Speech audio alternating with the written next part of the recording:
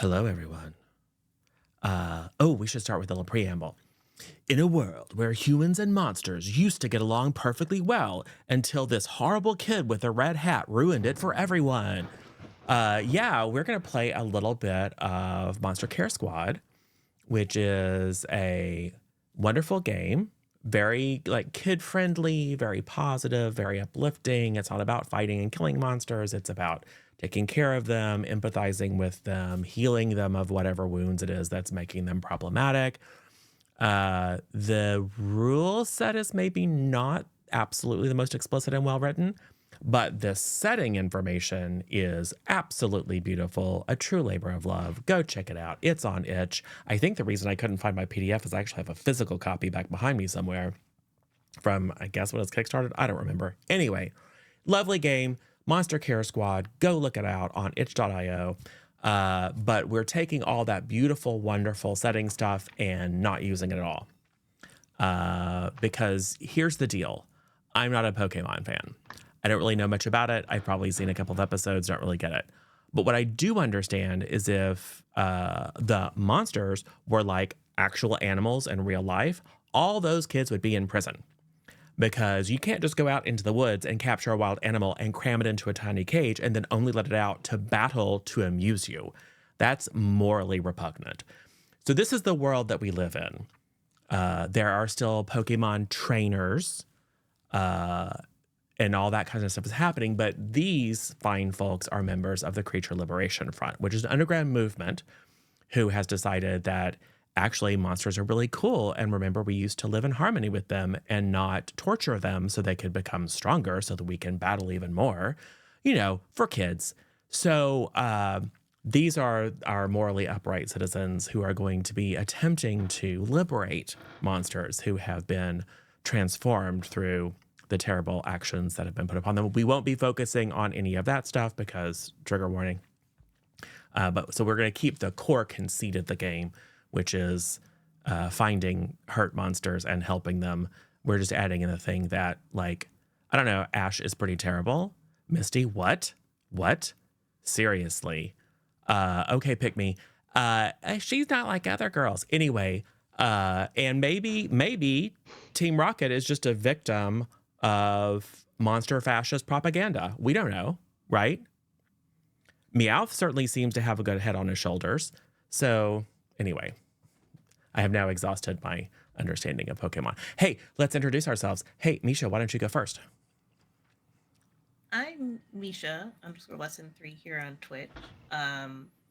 Sometimes I schedule things. I will be playing Agent Blue, reporting for duty. I'm a master of trivia. And with my trusty encyclopedia, we will find these monsters and liberate them. And what is your job? My job? Your background? Oh, well, I'm a volunteer student librarian. Sure. Which is very important. Yes. It's hard to get that position. You know what I mean? There's Yes. a lot of competition. Absolutely. Cool. Yeah. Yeah, villain. I am your only villain or vil. I am playing Agent Gray, who is a theater technician. So he's kind of just pretty much a stagehand. So kind of all kind of just dressed in black, which is kind of goes against everything we're kind of doing. But he has like pouches and tape, and he has a backpack on. It's more like a duffel bag than it is more like a traditional like 2-strap backpack. But yeah, he kind for the most part kind of stays to himself and kind of stays in the shadows like a stagehand is supposed to do. Agent Shanks. All right, my name is Shanks Master General. I'm playing Agent Green. He's a amateur wrestler. He dabbles in Aikido because he doesn't want to hurt people as much, but he's not as good as that. Let me think. He's got wrestling gloves that helps him get the good S grips while he's holding his quarry, as it may be. But he doesn't want to hurt anybody. He's actually functionally a pacifist, if not attacked. Yes. But yeah. Anyways, on to and his name's Clembo Boxworm. On to Agent Gold, Cinnifer. I am Sinner Sinful __potato here on this Twitch platform and other platforms. I stream, but I play games here a lot. I'll be playing Agent Gold for being cold. Oh, I make friends, and people really like me. Apparently, I don't know. They're class vice president with a microphone.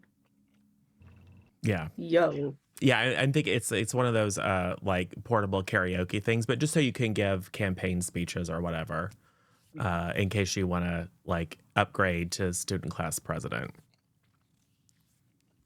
Definitely. Kelly. Oh, yep. Hi, I'm My Fair Kelly. Used to stream, but now I'm mainly on here. Today I'm playing Redacted, Agent Pink, and she's the ballet dancer who always knows where she's going. The epitome of grace. Also, fair warning, I've been prepping for another thing long term and watching/listening to a lot of CSP.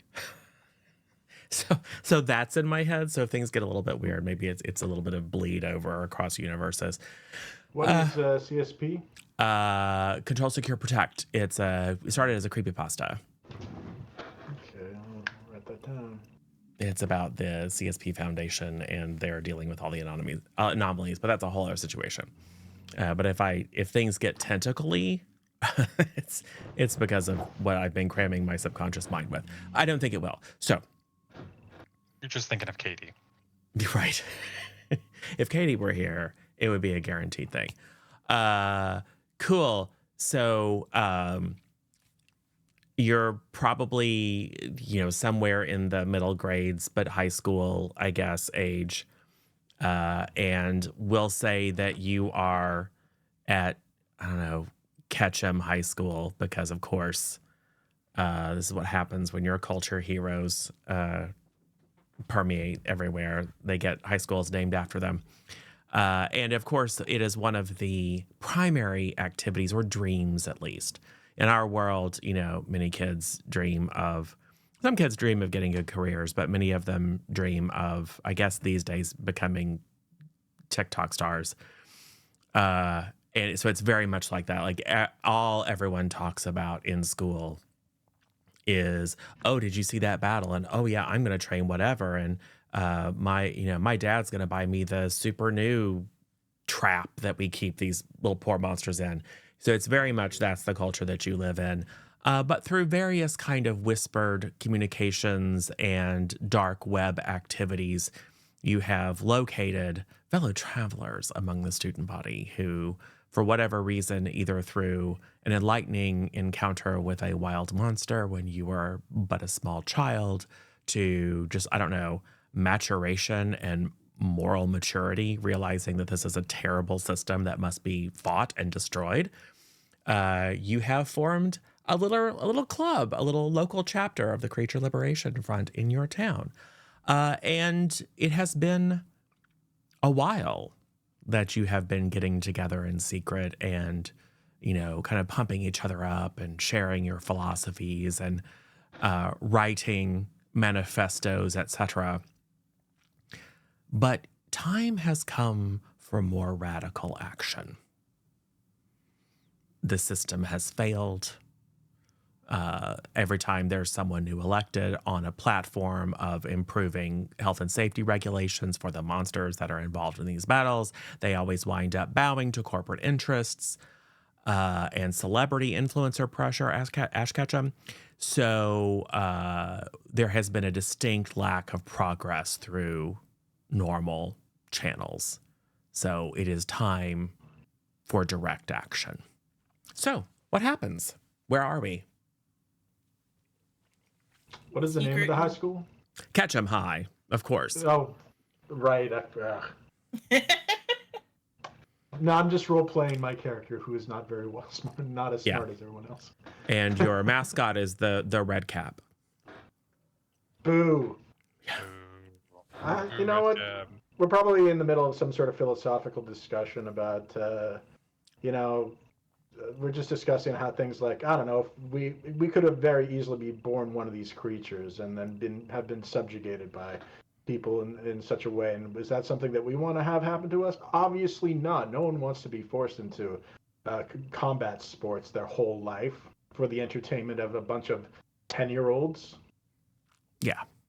So we got to stop this kind of thing, and we got to put forward ideas in order to make actual systemic change for the benefit, not just ourselves, but for those of the creatures here.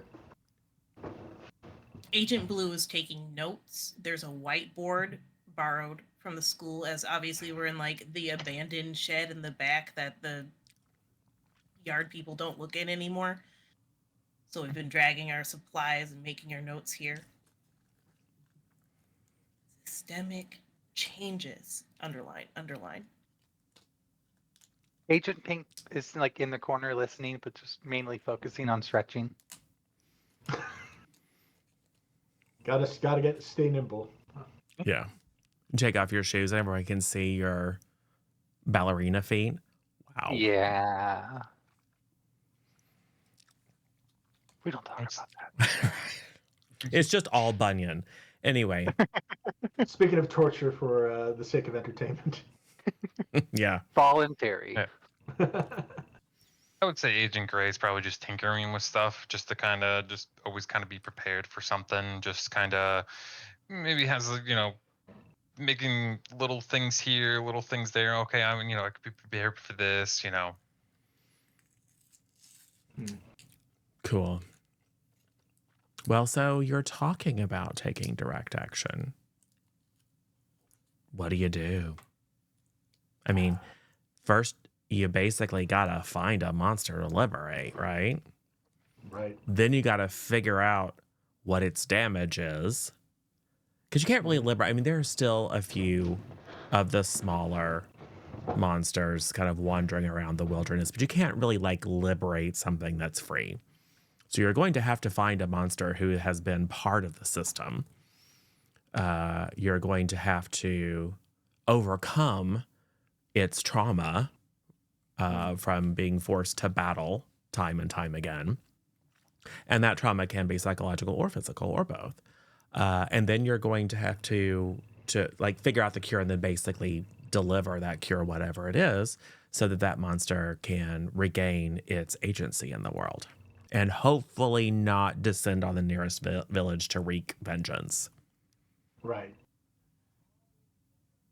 Agent Gray will kind of just announce to the room, just be like, I feel like we should probably just hang outside of like a gym.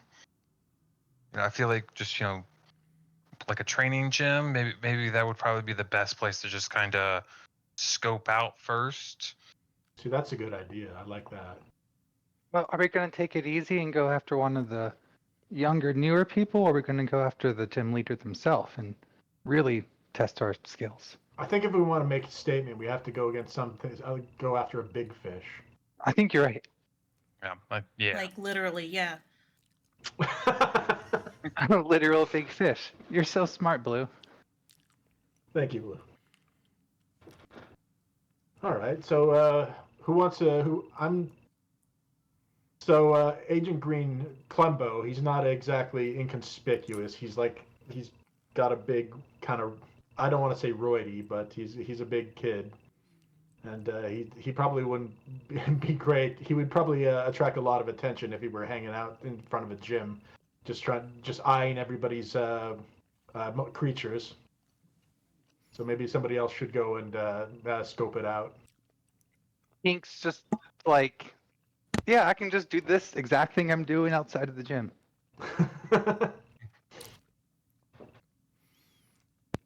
I can go in and talk to them, the gym leader.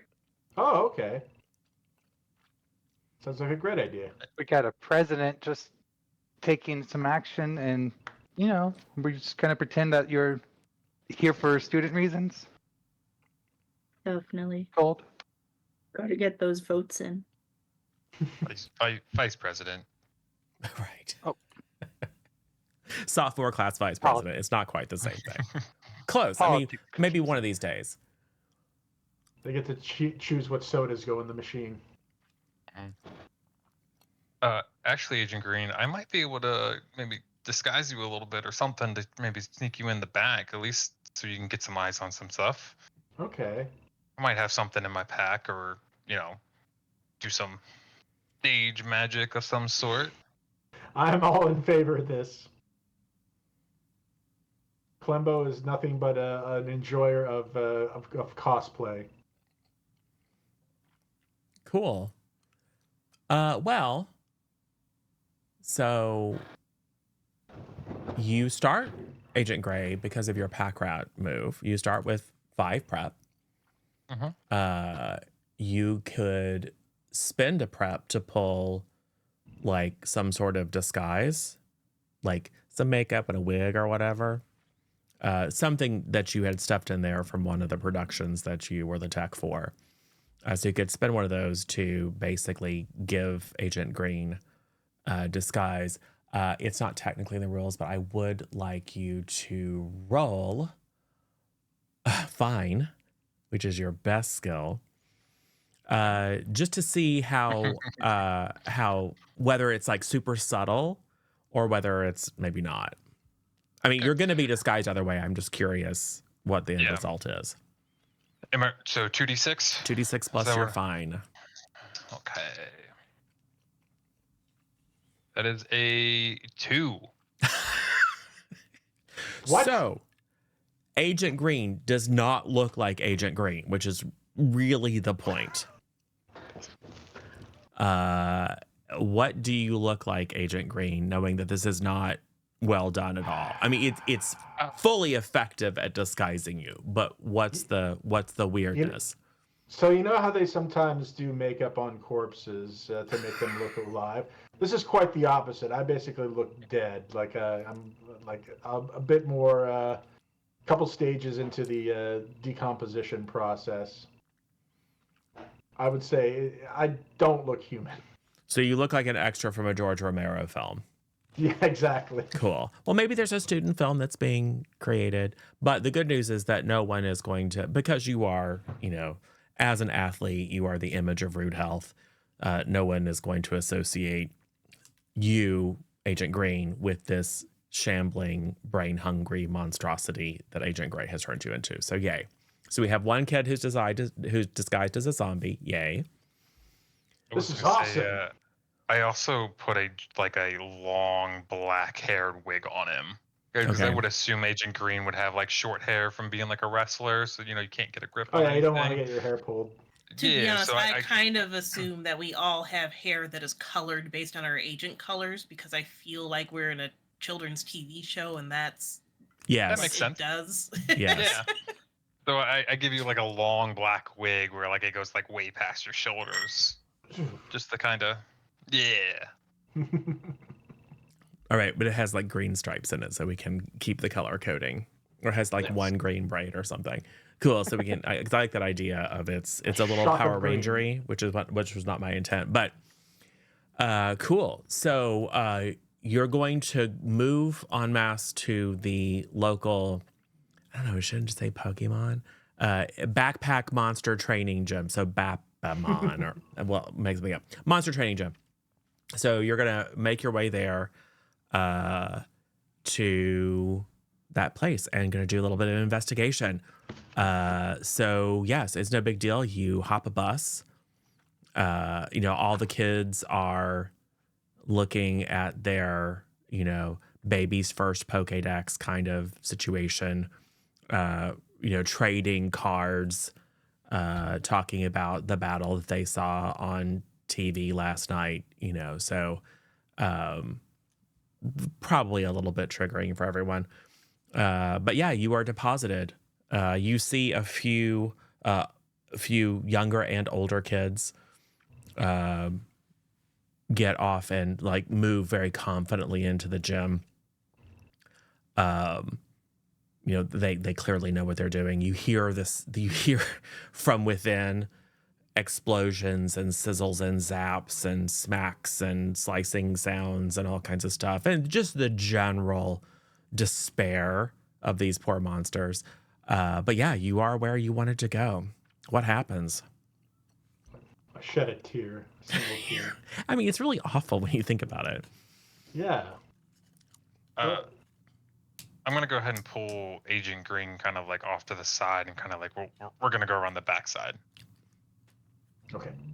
Agent Pink takes up a spot, 4 feet away from the door and just starts stretching nonchalantly and tries to either pick up like complaints or like tips the trainers might be saying to each other, or if someone comes out and they look like they might be easy enough to talk to, just be like, I'm trying to get in here myself, and like, do you have any like tips? Because you look like you just lost.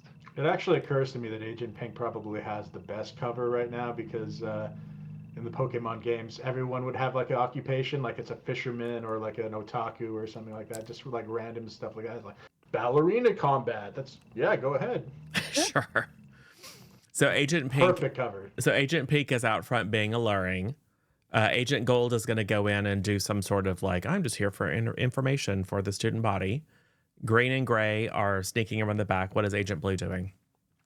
Yeah, I'll go in with Agent Gold. Okay. I'm helping. So let's do it in this order. Go inside to the lobby, the out front steps, and then we'll figure out what kind of crazy stuff's going around the back. So Gold and Blue head inside. There is a lovely kind of semicircular desk. There's, if I remember this correctly, there's like a receptionist who is like an octuplet or something. Am I making that up? Where there's like one. It's in the health centers, but Well, I don't know. probably has reception. I don't know what the difference is. This is it's a guy. That's right. It's a guy. It's It's that octuplet's brother who is also an octuplet.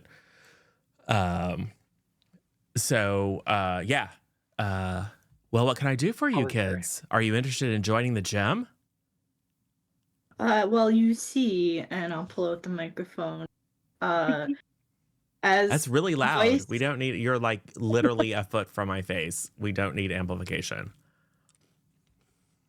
Right. Anyways, as vice president, the student body would like to know the ins and outs of these gyms to understand a bit more and how we can help them and how the gyms can help the school and, all around have a good public relationship. So if it's possible, could we meet with the gym leader to have a conversation interview? Well, the gym leader is actually going to arrive here fairly soon for an exhibition battle. So if you'd like to stay for that battle, I might be able to say, oh, there's some fans that would like to meet you,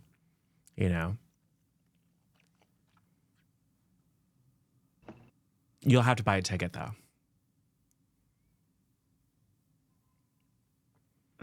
Or I guess 2 tickets. For an interview? Well, no, for the exhibition battle. And then after the battle, maybe you can talk to the gym leader. He's a very busy man. Can we just stop them on the way in, though? No. We don't interrupt the concentration of a gym leader before a battle. Is it Why?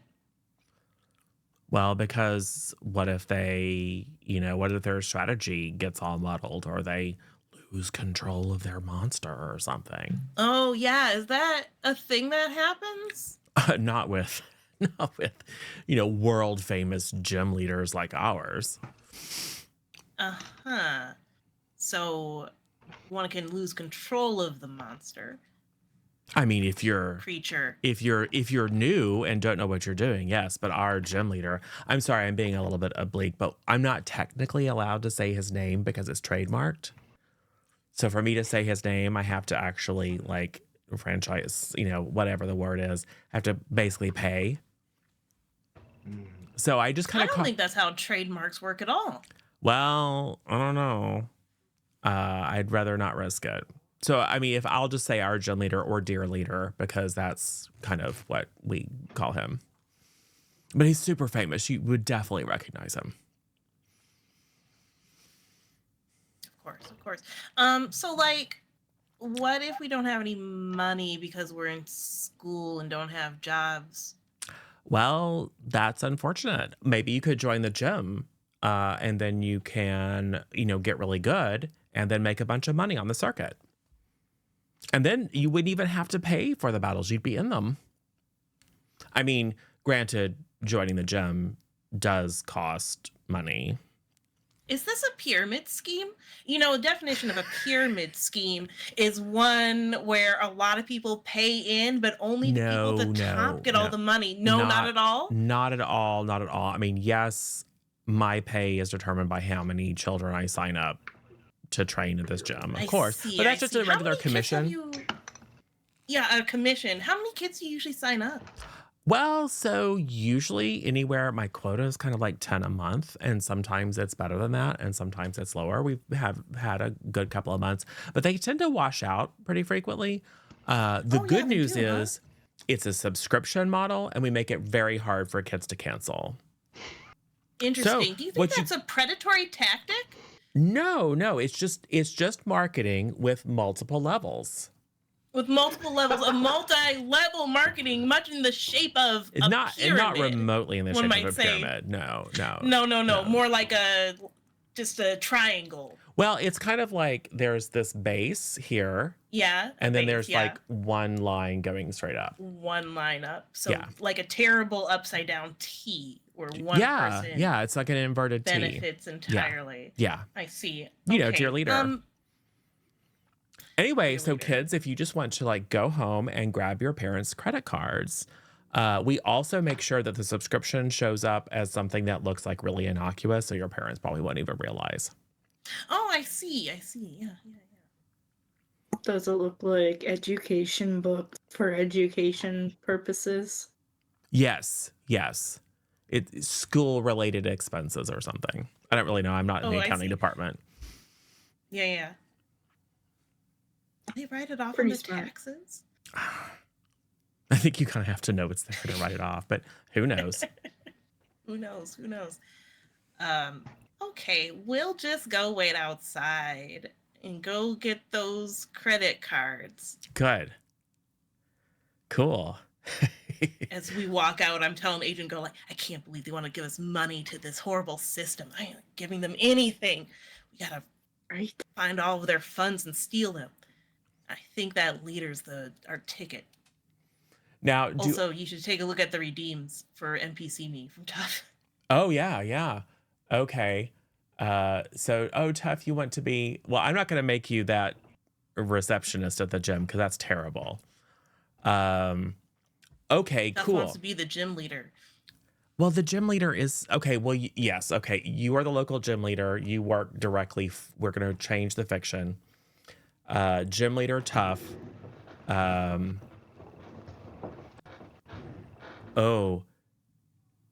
leader Tough is like the nickname. But this was a young person who traveled with the most famous backpack monster trainer in the world. Used to be a horrible pick-me girl, but has now grown up and has sold out to the system, and doesn't quite draw the same crowd as obviously the most famous, but through association, it's quite a get to have her in town. So we will say Gym Leader Tough. All right. So, hey, Pink, while that was happening, why don't you just roll a lure for me, and we'll see how effective you are at attracting attention. 7. Okay. Yeah, why not? So, coming up the stairs is a woman in a broad-brimmed hat, kind of a long belted coat, a little leather attaché case, and she is like super engrossed on her phone. She texts something and then you hear it ring and she stops. So she does that thing where she holds it out to the world and then talks in the bottom end, which, by the way, you don't need to do. Stop doing that in public. It's obnoxious. Anyway, just broadcasting her. Yeah, I've got this fight tonight and then I'll be on the red eye over to like actual civilization. Make sure to have my, whatever champagne and beluga caviar ready for me. Oh yeah, I've got all the daytime shows in the morning, and then I've got a couple of late night shows I've got to be on, et cetera, et cetera, et cetera. And then we're gonna have to like work out the contracts for the reunion tour. Blah. Just make sure I get my 20%. As she's saying all this, she's not paying attention, and she trips over your outstretched leg as you were stretching on the steps. Oh, oops! You should really watch where you're going. How dare you speak to me that way, you weird, flexible pink girl? Oh, I'll try a different way. Oh, sorry. You should really watch where you're going. Is that better? Don't you know who I am? No.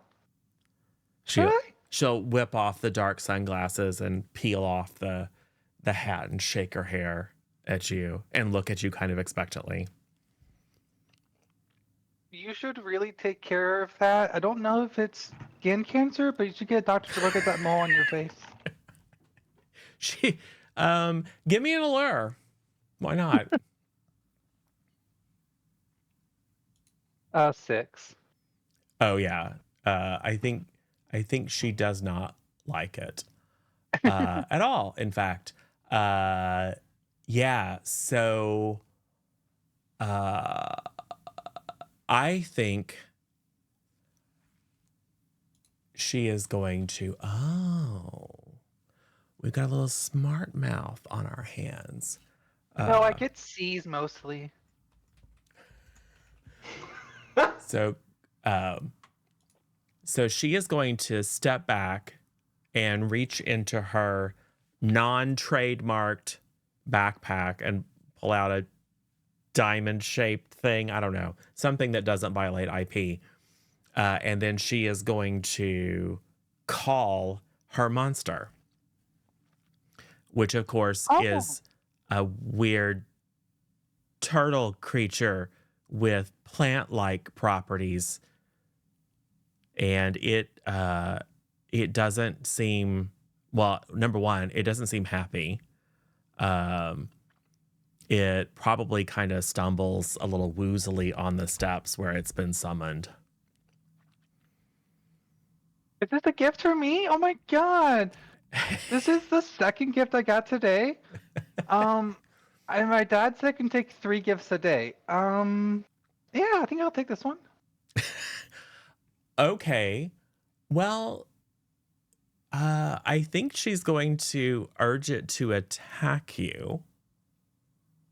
I'm literally on the ground, like looking at it, like someone would look at a stray cat. Well, you're literally spending some time near it. Are you deliberately trying to bond with it? Yes.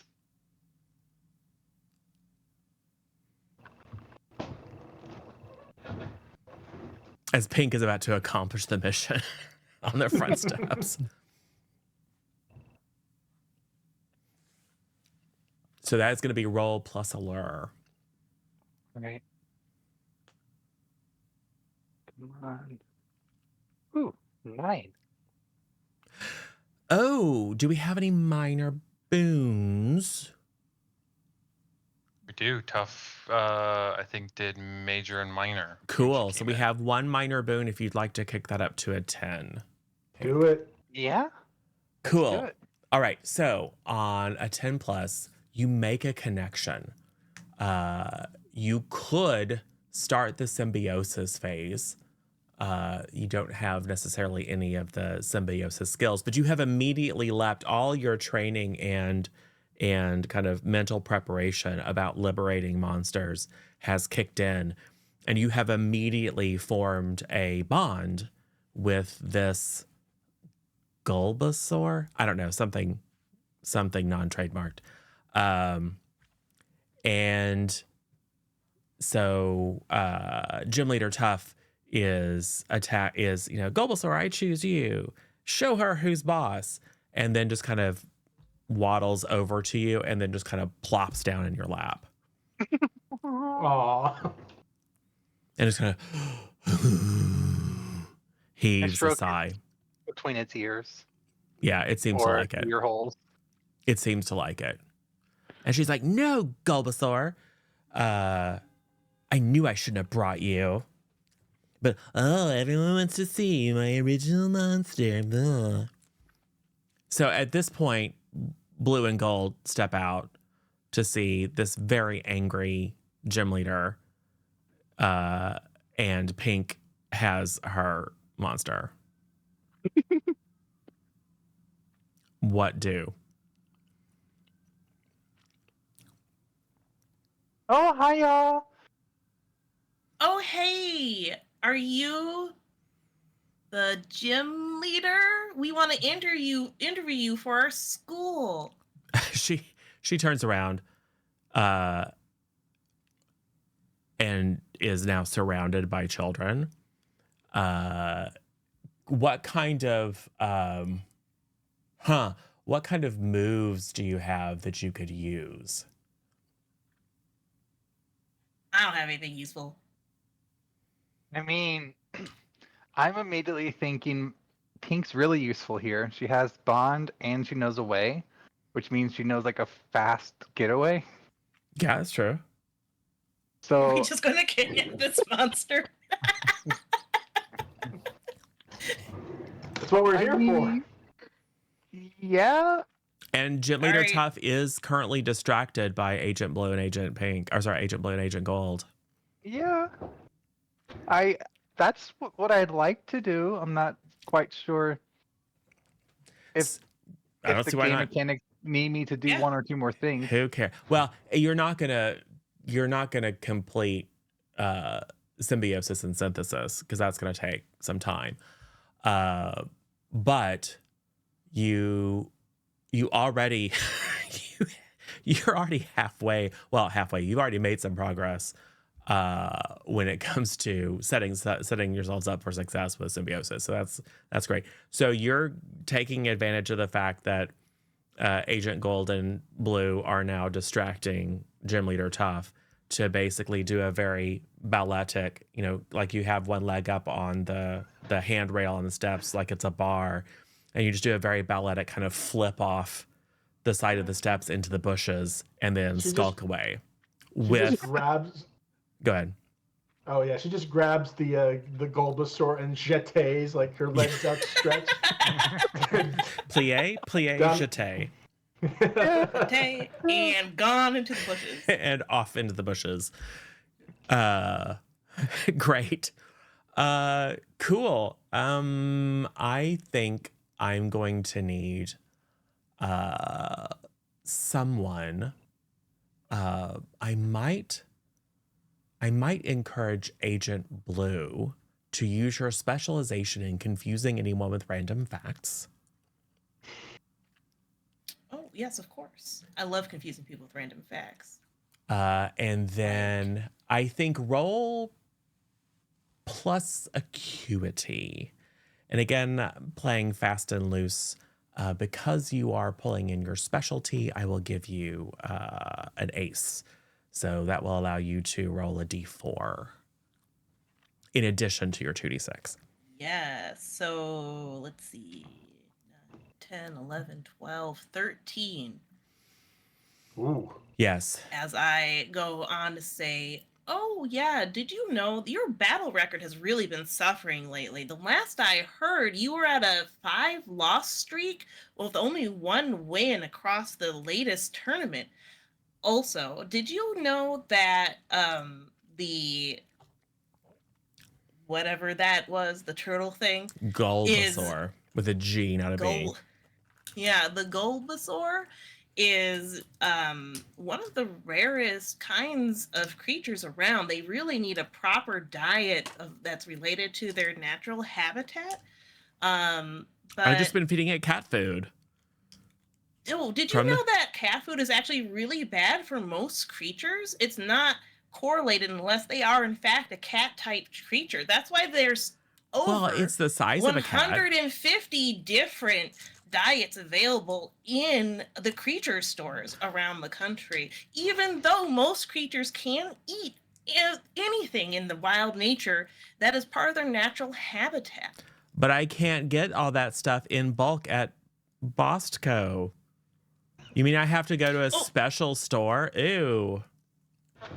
Yes, unfortunately, a special store is where the best balanced diets go. Did you know that Bosco actually has been threatened with a lawsuit recently related to their creature food? It's actually poisonous in many cases. You just check the recall notice. That's why I've been losing. It's Bosco. Oh my God, I can sue them for millions. Yeah, that's definitely the takeaway here. Oh, do you have time for an interview? Run along, little girl. I need to call my lawyer. And, does the big tap, tap, tap, the really super dramatic Karen tap, tap, tap on the phone. Jerry, I need you to drop a lawsuit against Bosco. We're going to become rich. And then she makes her way into the gym, completely forgetting about the Bulbasaur that Agent Pink has absconded with. What's happening in the back?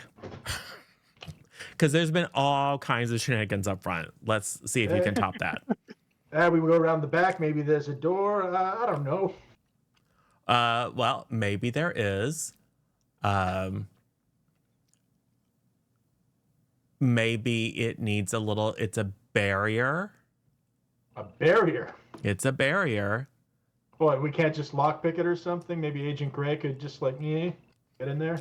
I'm just looking at your general move, reach out with your fist. I know, I read that too. And it doesn't mean it doesn't have to be super dramatic, but it can be like, this is forcing the door. All right.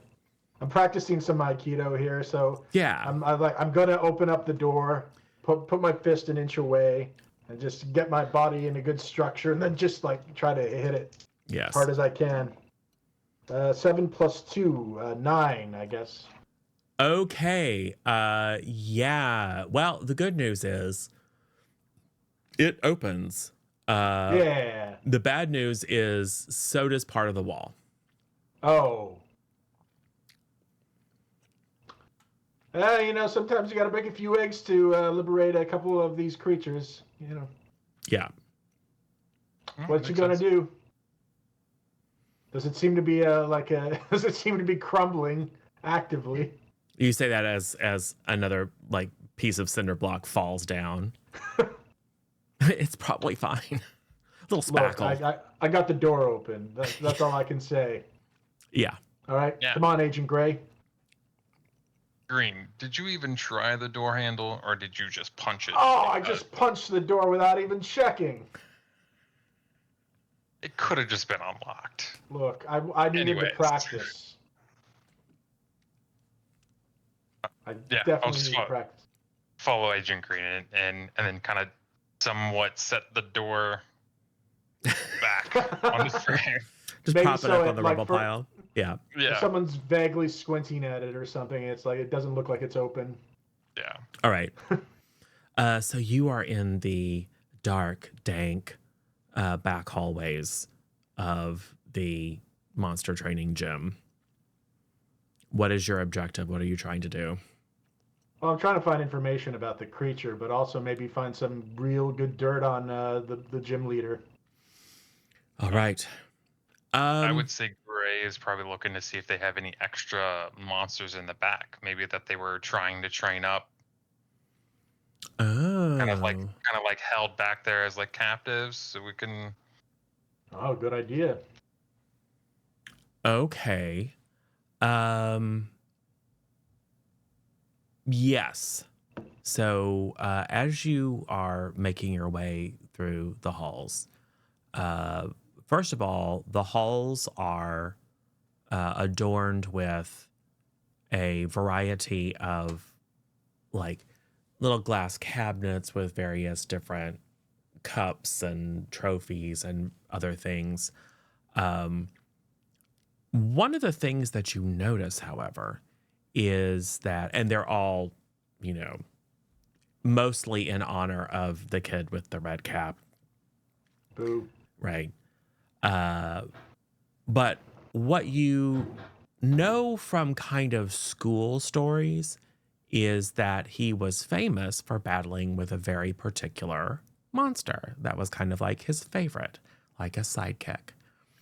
And you can see on a number of, especially like the early trophies and award certificates and things, that the name of the monster has been scratched out, taped over, redacted. And come to think of it, you haven't seen the kid with the red cap and that particular monster in a long time. Like together or both of them just in general? The kid with the red cap is on, he's running for Congress. I'll let you guess which party. And what the platform is. Gotta keep them foreign monsters out, kind of stuff. So there's that. We can't have grass types playing in fire type sports, blah, blah, blah. That kind of stuff, so super popular. God. Super popular. It's a platform that works. Anyway, so there's that, but like it just occurs to you that this kid made his early career in association with a very particular monster. And that particular monster hasn't really been associated with him in a while. So that's curious. And then Agent Gray, yes, you find a kind of one of those heavy steel doors with the reinforced glass window. And there are a bunch of kind of low-level monsters in regular cages back there. Like they haven't been officially captured yet. Probably for the newbies to try capturing. What happens? Should we try to release these ones now? Well, let's do that last before we get out of here. Good. Make a big distraction out of it. Good idea. Well, I was gonna say on top of that, if we release all of them and they run out the door, obviously our cover is kind of blown because there's a whole bunch of monsters running out the door. But keep note. Got it. We got things to do first. I would say you said it's dark back here. Like how dark? Like Well, it's one of those things where it's a bunch of fluorescent lights, but the lights are off, but the safety lights are on, so it's like every fourth one is lit, so it's dim. Okay. Dim and a little bit grimy. Okay. I would say he would probably rummage in like his pack or something and kind of go to like the intersection, kind of where the cage is, and kind of put like some glow in the dark tape down. Or like some kind of bright fluorescent tape on the ground just to kind of mark where that is. Sure. Just Easy so that enough. we don't lose it. Yeah, won't even cost you a supply or a whatever that point thing is you have. Cool. What's happening? So do we want to go try to find the offices? Yeah, let's find the office and really rummage through their stuff. Cool. You do. You find the office area. Do you want to? So it's one of those things where there are a couple of rooms that are set up as like co-working arrangements, like for marketers or whatever. But there is one sort of like central office, and it's one of those things where there's a front office and a front office where a receptionist would ordinarily sit, and then a door, and then a private back office for the gym leader. So and because Green, I think, probably has learned the lesson and checks, the door to the back office is in fact locked.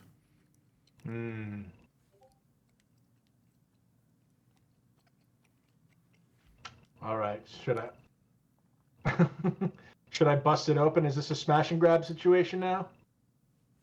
Do you want to be a little bit more subtle with the offices, just in case if there's people working? I feel like that might not be. Look, I'll just try to karate chop the lock off, and then maybe it won't be as dramatic as all this wall busting. Okay. Hopefully. Here we go. A 6 is not a very high number.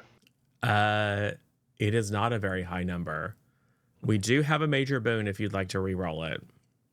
I think I'll re-roll it. Or if that was like a 5 and a 1, you could re-roll just the 1. So it's always up, re-roll up to the total. They were both 2s. Oh, yeah, gross. That's bad. Here we go. Let's see. 11. All right. So with a little bit more preparation, you just karate chop the handle right off and then kind of poke your finger in, and you can hear the other side pop loose. And then it's really easy to disengage the mechanism and get in. This is a shrine.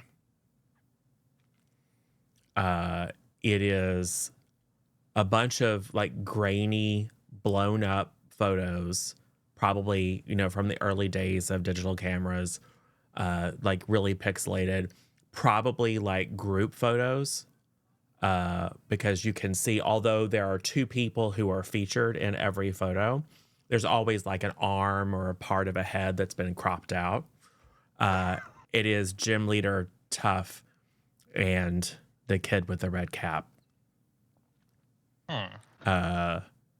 Looking, she's always like leaning toward him and looking at him and all that great stuff. And he's usually holding up a trophy or something else, like completely oblivious. This gym leader is completely infatuated with that jerk. Yeah, with the red cap. I guess it only stands to reason. Nothing incriminating. It's just weird and creepy. That's all. Yeah, for sure. Well, that's just what's on the walls. Oh, Yeah. okay. It's Well, still weird and creepy. It's very weird and creepy. Don't get me wrong. We need to look. Further for the weirder and creepier stuff. Cool. I'm gonna start going in through like people's desks and just kind of pulling some things that's just to kind of go over. Yeah. See if I can't find any. How about you both give me acuity?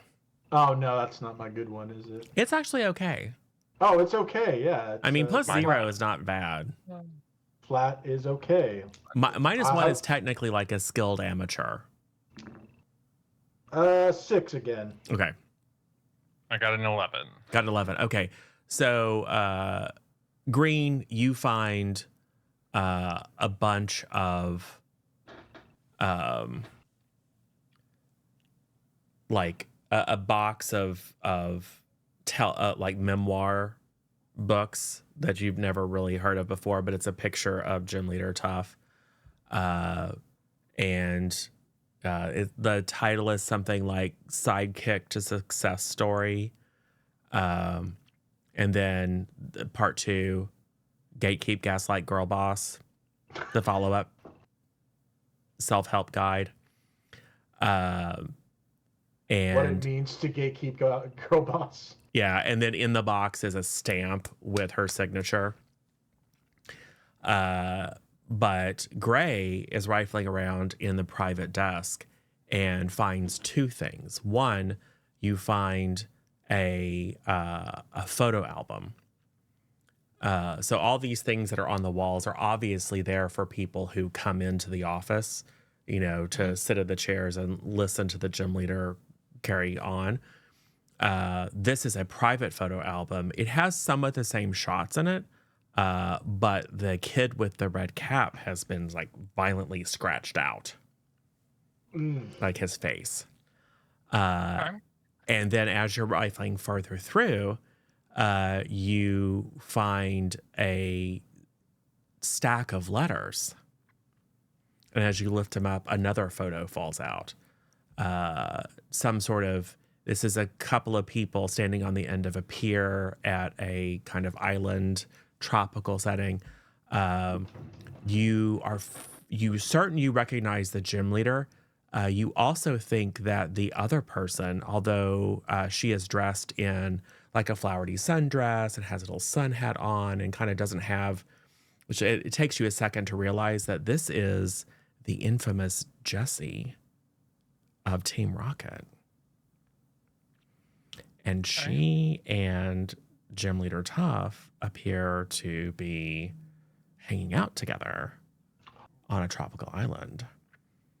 Okay. And then that suspicion is confirmed as you start to kind of flip through the letters. They maybe I'm make just you... gonna- Go ahead. I'm going to take the whole photo album and letters and just put it in my duffel bag. Cool. And just kind of one of those, I'll give it to the nerd or the egghead later. Yes. Beautiful. So you're not stopping to try to examine it. You're just like, this could be useful. So Yep. you grab a Yep. bunch of stuff, stick it in your duffel bag. Yep. Cool. Yep. Like, okay, I think this is kind of what we were looking for. Okay, awesome. Yep. Okay, yep, awesome. And then put it in my duffel bag and kind of move on. Cool. Kind of gotta have to be quick. Yeah. So anything else happening in the office? As you hear the click, click, clack of heels as someone's coming. Shut all the drawers. Make sure everything is kind of somewhat back to normal and kind of Agent Green. We gotta go. Oh, all right. I close my drawer. No, Jerry, I think it's a class action.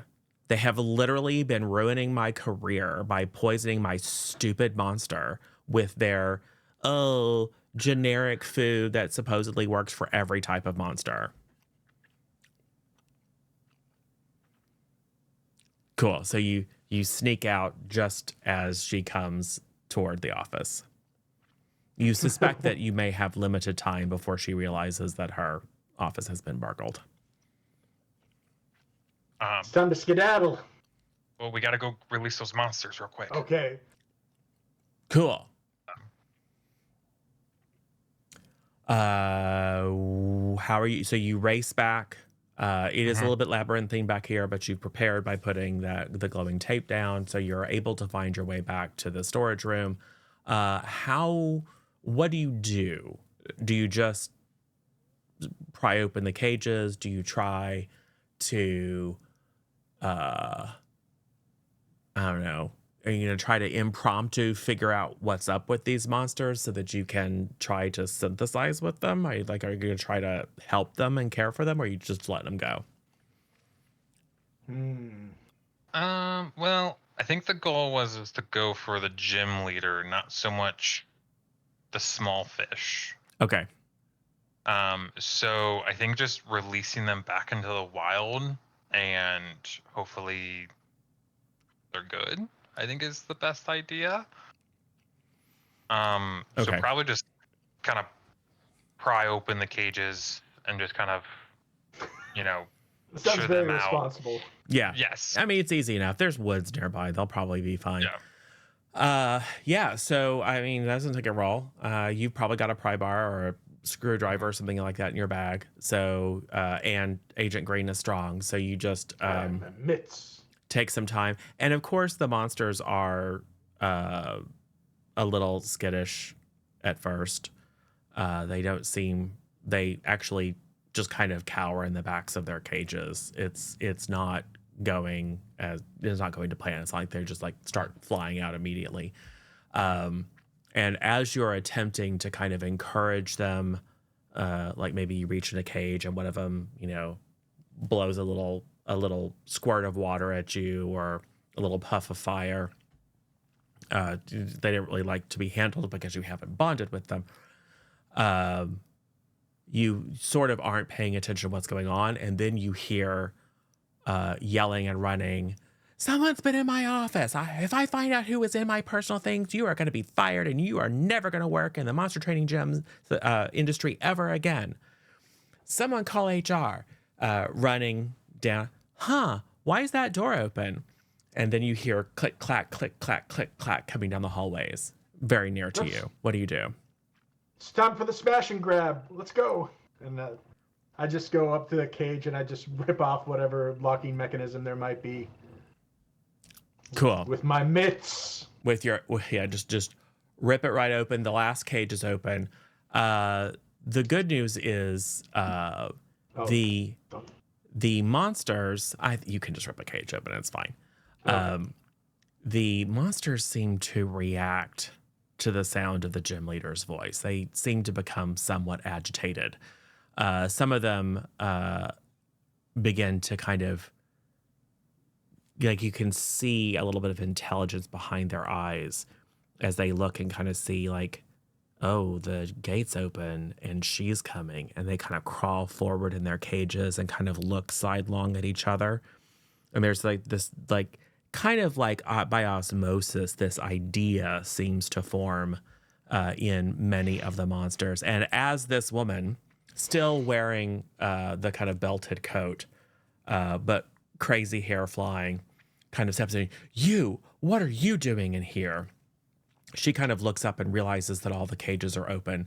And then with hoots and yowls and hisses and sputtering noises, many of these creatures, particularly the ones that have flight, begin to rush at her.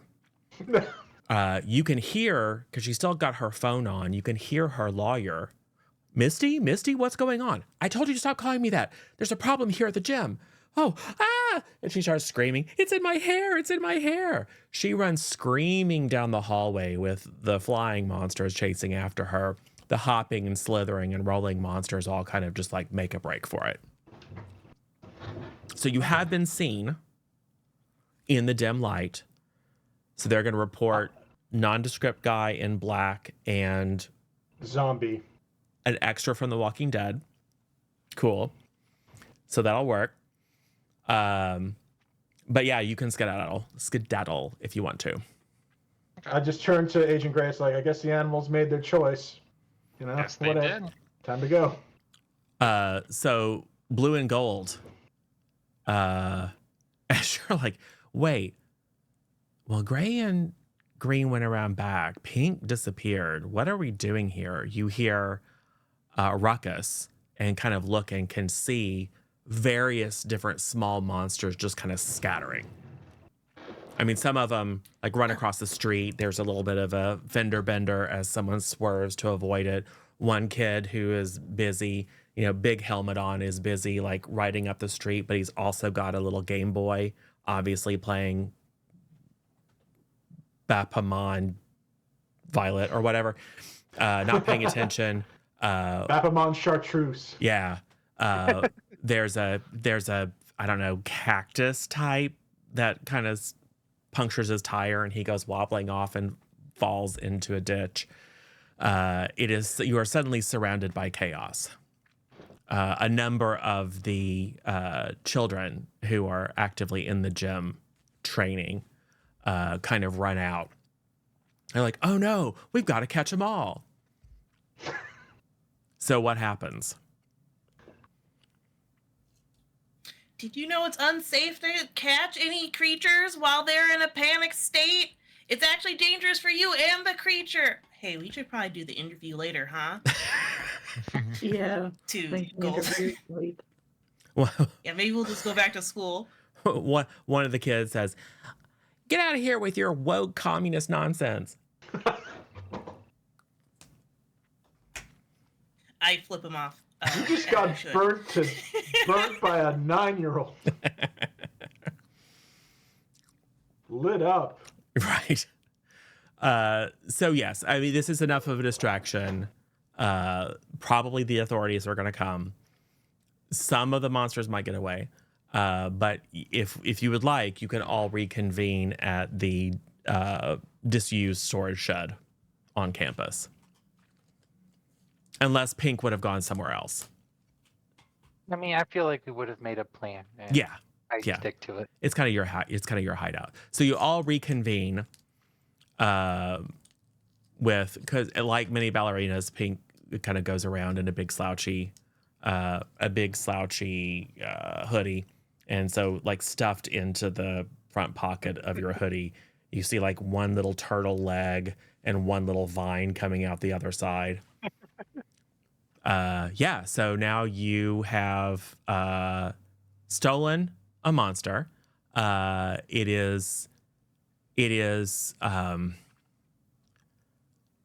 bonded to a certain extent with Agent Pink. And I think, Pink, what you have discovered as a result of your successful bond roll, which is diagnosis phase, that this creature is just like neglected. Like it literally just, like, the way to help it is to help it see its value. Like it's very passive at the moment, and it's not like you could just like go take it out into the woods and let it free. Like it wouldn't take care of itself. Like it needs a little bit of pumping up. It needs a little bit of tender loving care. But nothing super special. Like there's not like a special potion or anything like that. It just is going to need some successful TLC. Oh, baby. It's a stray animal, basically. Yeah. Need some good animal psychiatry. And then what other synthesis moves? Well, we don't have Violet. The other synthesis, I think the only synthesis move that we have is for Gray. So, Gray, you are going to need to tell me what is a thing that you have, just kind of by accident, that is just the right thing to use to attempt to give this creature the care that it needs.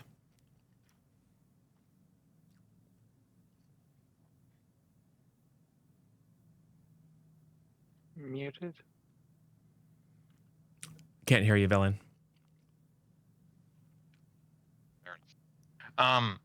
So since the animal's just pretty much been like neglected, I would probably just kind of start with something simple, just basic water.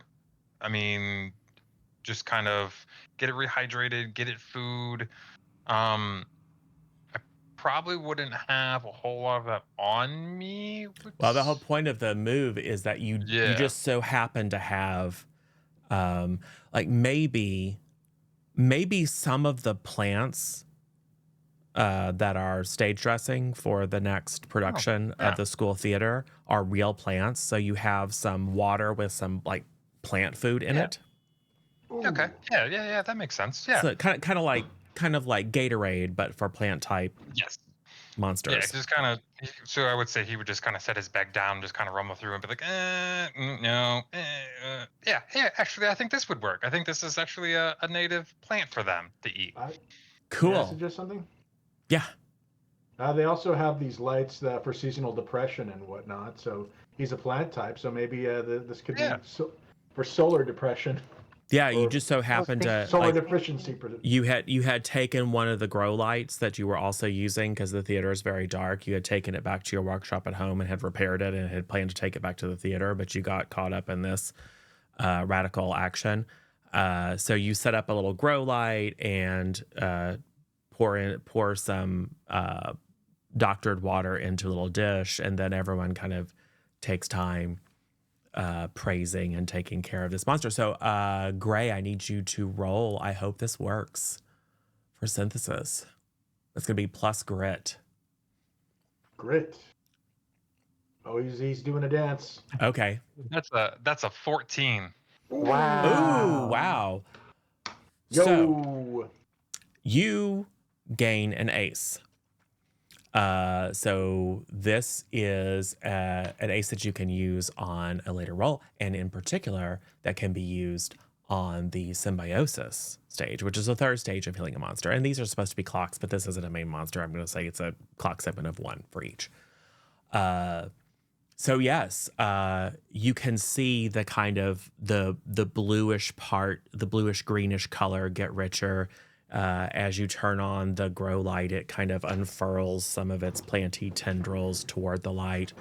It varies, it's kind of suspicious, but it kind of nudges at the bowl of water and then, I don't know, like sticks its weird turtle feet in it because it's a monster. But eventually figures it out and then, that it's okay and just like gulps it down. This is probably the only care it's gotten in years. So yeah, you have successfully diagnosed what it needed and delivered effectively a cure.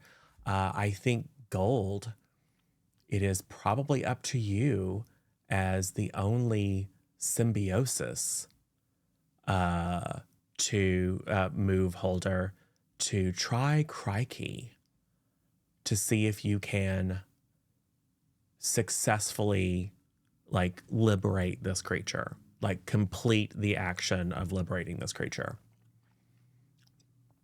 And that literally is just like a you touch it and say something and then roll plus allure.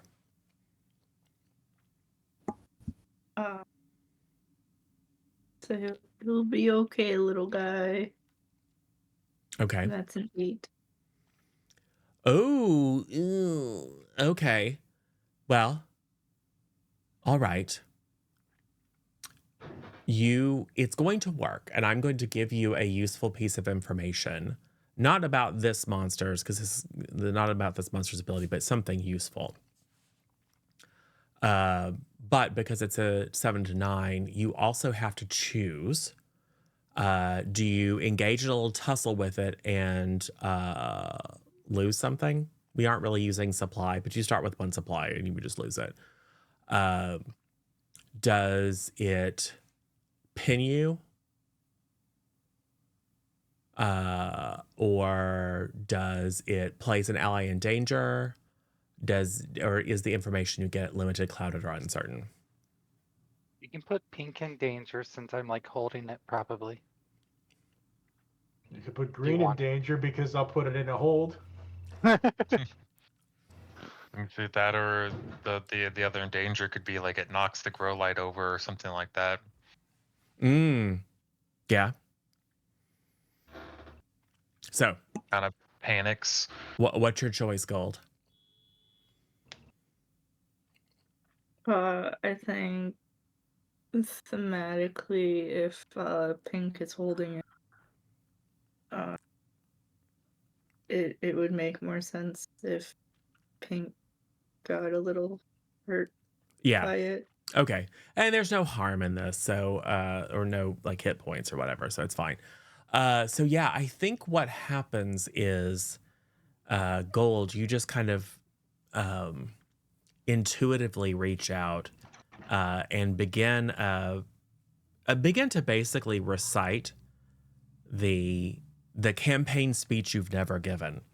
This is because I mean, if you want to get elected, you kind of have to play into what everyone wants to hear, etc. But you have a campaign speech prepared for someday that includes many of the precepts of the Creature Liberation Front's ideology, that denounces the monetization of monster training / exploitation, that calls for students to rise up, etc., etc. So you give this very inspirational speech as you kind of stroke this thing, and it's like it works better than intended.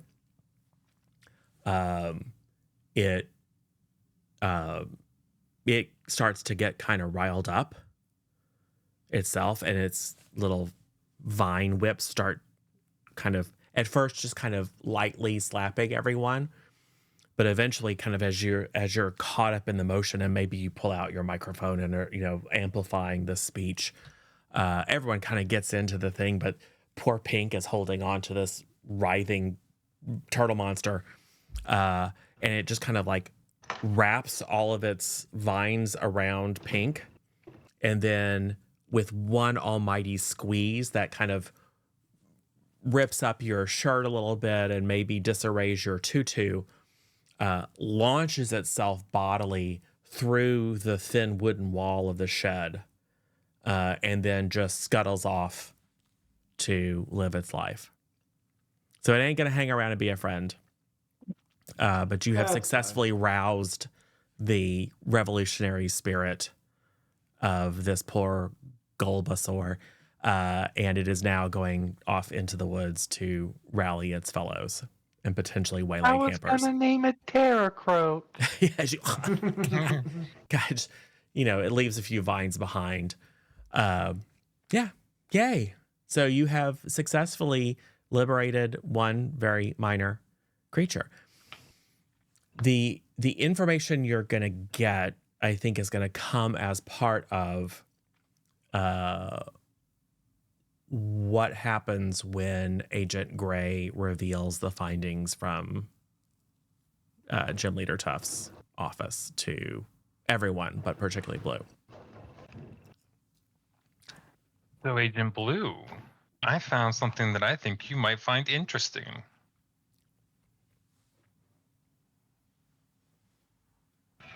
Oh, what is it?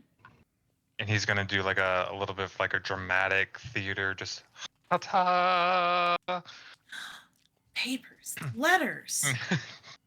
And then, yep, hand them all over. Cool. The reading intensifies. Yes. Why don't you roll with acuity? Okay. I got 11. Ooh. Okay. So Mhm. as you're reading through, Gray and Green are telling you like all the stuff that they saw. How we released all the monsters, and we didn't exactly mean the panic to happen, but She we had got a hope. We definitely saw the monsters. yeah. She I had mean, an creatures. altar. She had an altar to the Red Cap Kid. It was creepy, but yeah, it was nuts back there.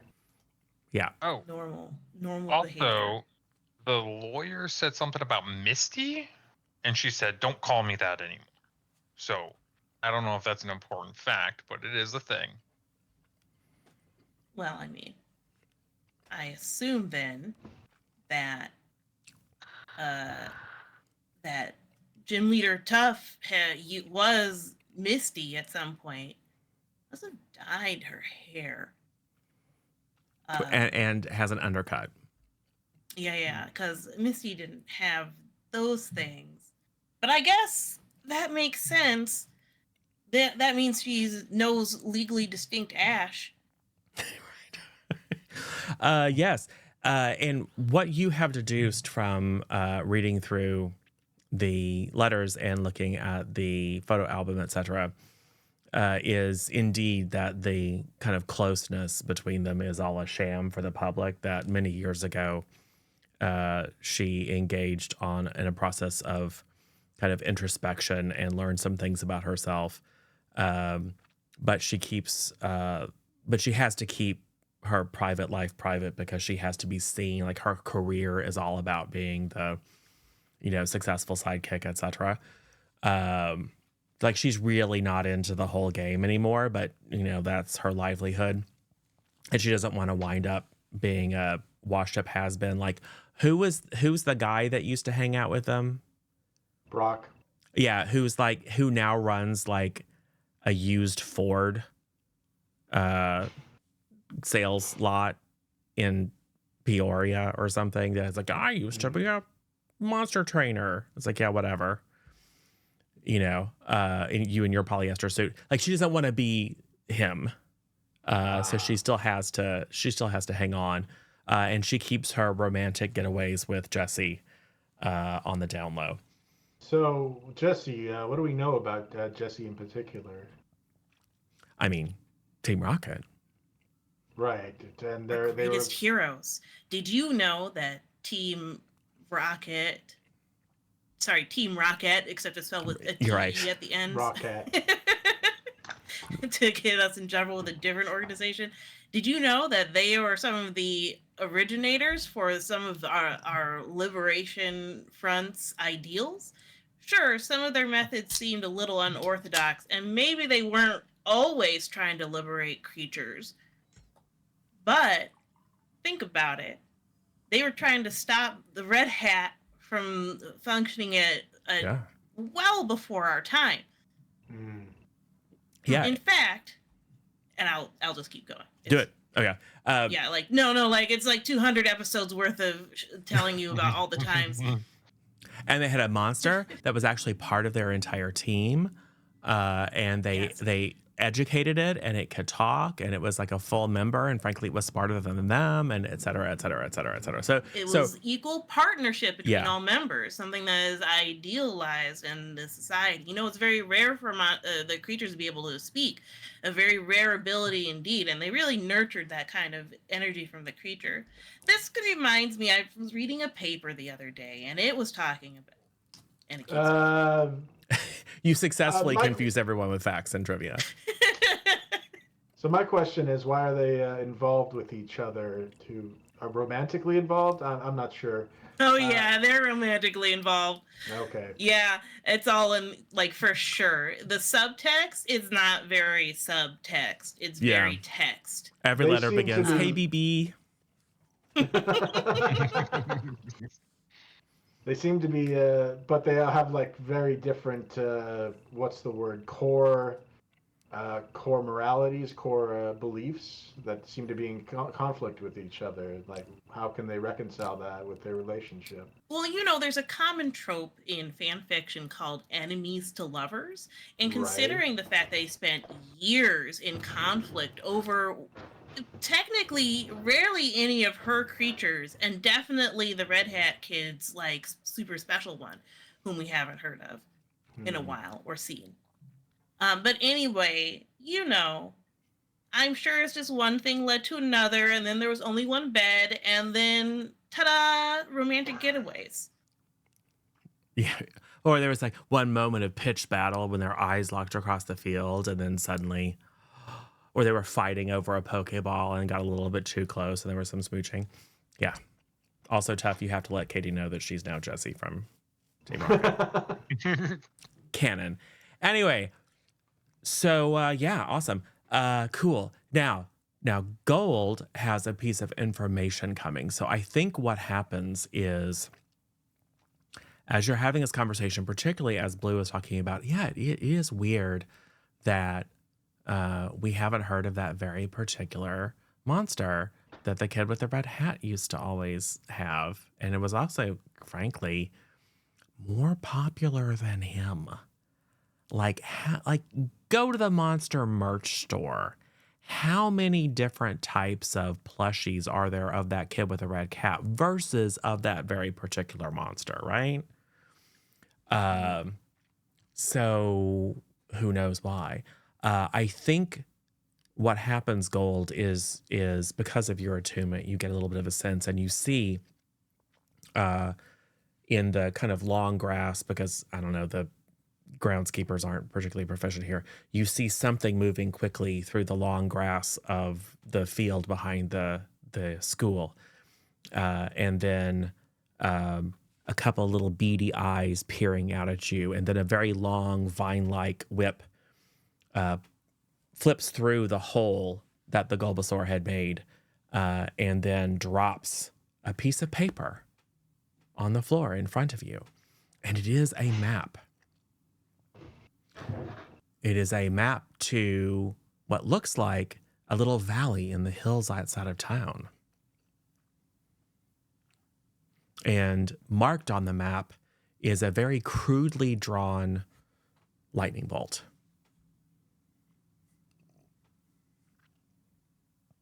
And then the little vine whip kind of taps on it. And then the beady eyes look at you expectingly like, I pick up the map and I hand it to Agent Blue. Wait. What is this?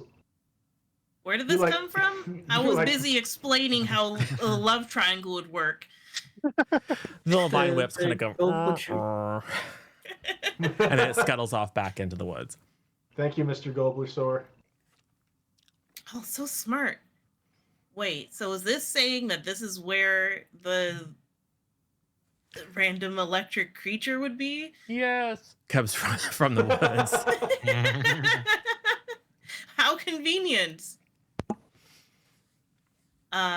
So I guess we should go check it out.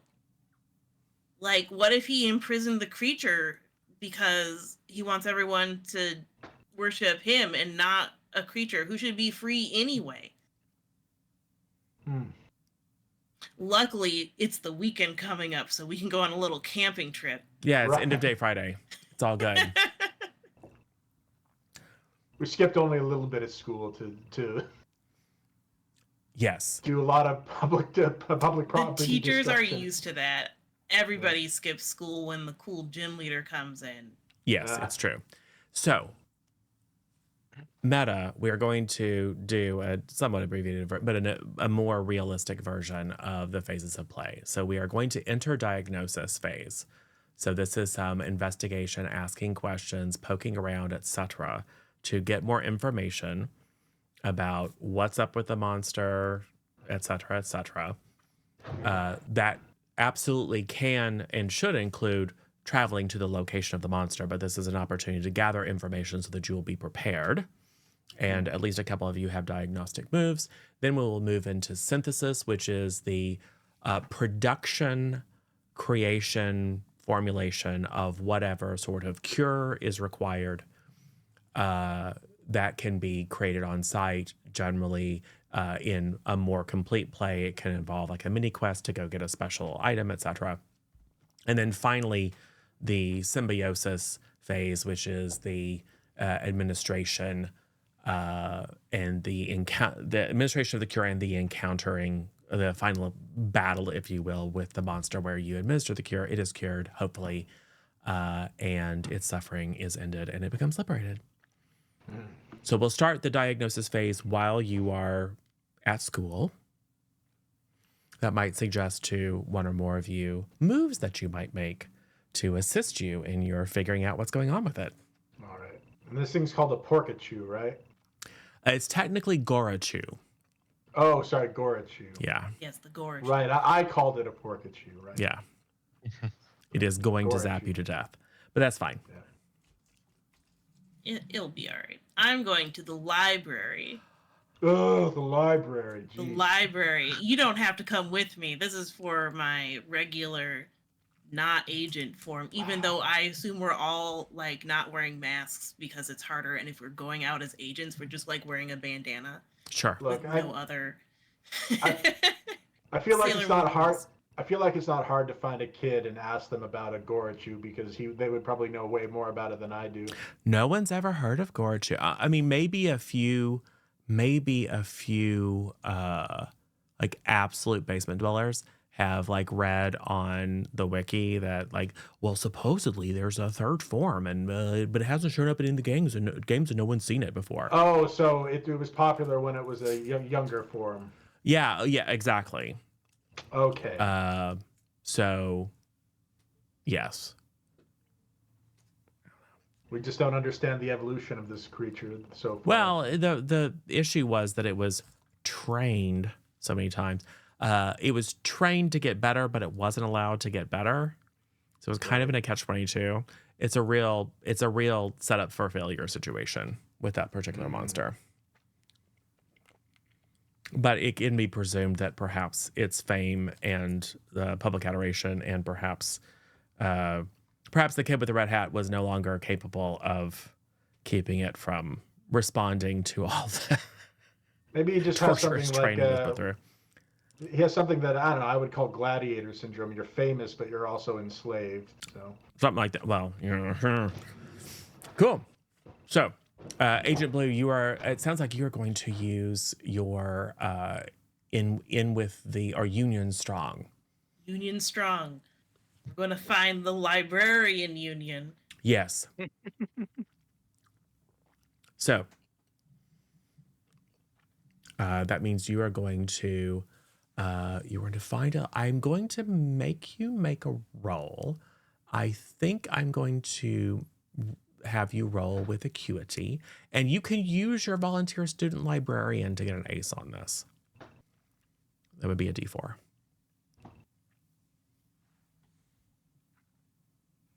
Well, that's a 13. wow. Excellent. So Yes. So what happens is you go in and you talk to the head librarian. And I assume you're not saying, hey, we're trying to go and liberate Gorachu. And because the librarian probably isn't down with that. So this role is to reflect how successful you are at getting the information you need without tipping your hand. And you are successful. So do you want to get some information, lead a request, gain 2 supply, or gain an ally, ask the guide who it is, and take an ace? I was interested in the guide. Cool. Well, it turns out the reason that you were so successful in not causing trouble and with your, frankly, politically radical inquiry is it turns out the school's head librarian is a sympathizer. And so you're kind of asking around, and then she leads you back into her office and says, look, what is Agent Blue's actual name? It's Azura. Oh, Azura. Okay, cool. Yeah. Of course, obviously. because of course it would be. Yes. Look, Azura. Kind of looks around, kind of peeks out, makes sure no one's in the hallway. I know what you're doing, and I think I can help you. Do you need a ride? Yes, please. That would be great. I was wondering how we were going to get up there. Cool. Yeah, so you kind of spill your guts. She's willing to help. She has never participated in radical liberation action before, but has long dreamed of it, and is going to load up the back of her station wagon with a bunch of potentially useful books, and then and some snacks, some healthy snacks like some matchstick carrots and things like that, some yogurt pops, if that's a thing. I don't know what kids eat. That exists. Cool. And juice boxes. Yeah, that's a thing. And Capri Sun. And is going to wait for you by the football field. Cool. Thank you so much. And then you will, because she is older, she will have told you that she very much remembers the scandal. It's been scrubbed from the internet. But maybe she'll go and pull out some old kind of yellowed copy of 17 Monsters magazine from when she was a girl in school. And it's a picture of the kid with a red cap. He's got one of those trying to grow a mustache situations going on that's super pathetic, but apparently all the teenage girls at the time thought was super dreamy. And he's standing there looking real, yeah, on the cover. And then there's just one of those cut out white spaces in the shape of the 2 ears. And everyone's like, where's Pikachu? Ash goes it alone. And then there's some yeah, well, my fans, blah, blah, blah, blah, blah, interview on the inside and a bunch of commentary from teenage girls and boys saying, oh, he's so dreamy. Yeah, it's about time. That electric mouse was just holding him back. And then there's a little bit of commentary about, but we miss Pikachu. So typical teenage stuff. So that gives you some additional insight into the nature of Gorochu's malfunction, is that Gorochu was the real star of the show, but was eventually pushed aside. Cool. What happens? Well, I'm going to report all of this back to the group, and also the fact we have a ride. We got a ride? We got a ride. The librarian's going to take us. She's on our side. All right. Liberation French, success. We got to make her a cool sash. We all have these cool sashes that we wear too when we're doing our official actions. Color coordinated, of course, with badges. You can be Agent Library. Agent Library, perfect. Or Rainbow, because libraries have books that are a lot of colors. So all that the sounds more colorful. We're On reading brand. Rainbow. We could literally make her Agent Violet, since we have stats for Agent Violet, and there is a mechanic for a GMPC that acts as a mentor. So we can just invoke that. All right. Cool. And her actual name is Violet. That works. And she's already wearing a purple dress. Yes. This is perfect. But it's one of those. It's So one weird. of those. What do they call them? Like bib dresses, like teachers used to wear when I was in school, where you wear a blouse or a shirt underneath it, and then it's like the top of an overall, but it's a dress. You know what I'm talking about? It Yes, gives Take I a don't know what picture. it's called.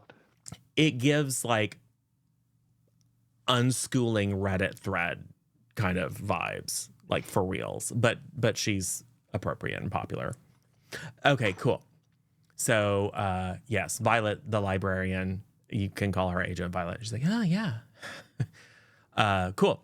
So does anyone do anything? Is there any preparation? Is there any other stuff before you get into Violet's station wagon and make your way into the hills? I would say Agent Gray would probably go to the theater room and kind of rate it a little bit, grab extra, duct tape and extra this, a little bit of that, kind of pack up a little extra stuff. Electrical tape, Yes.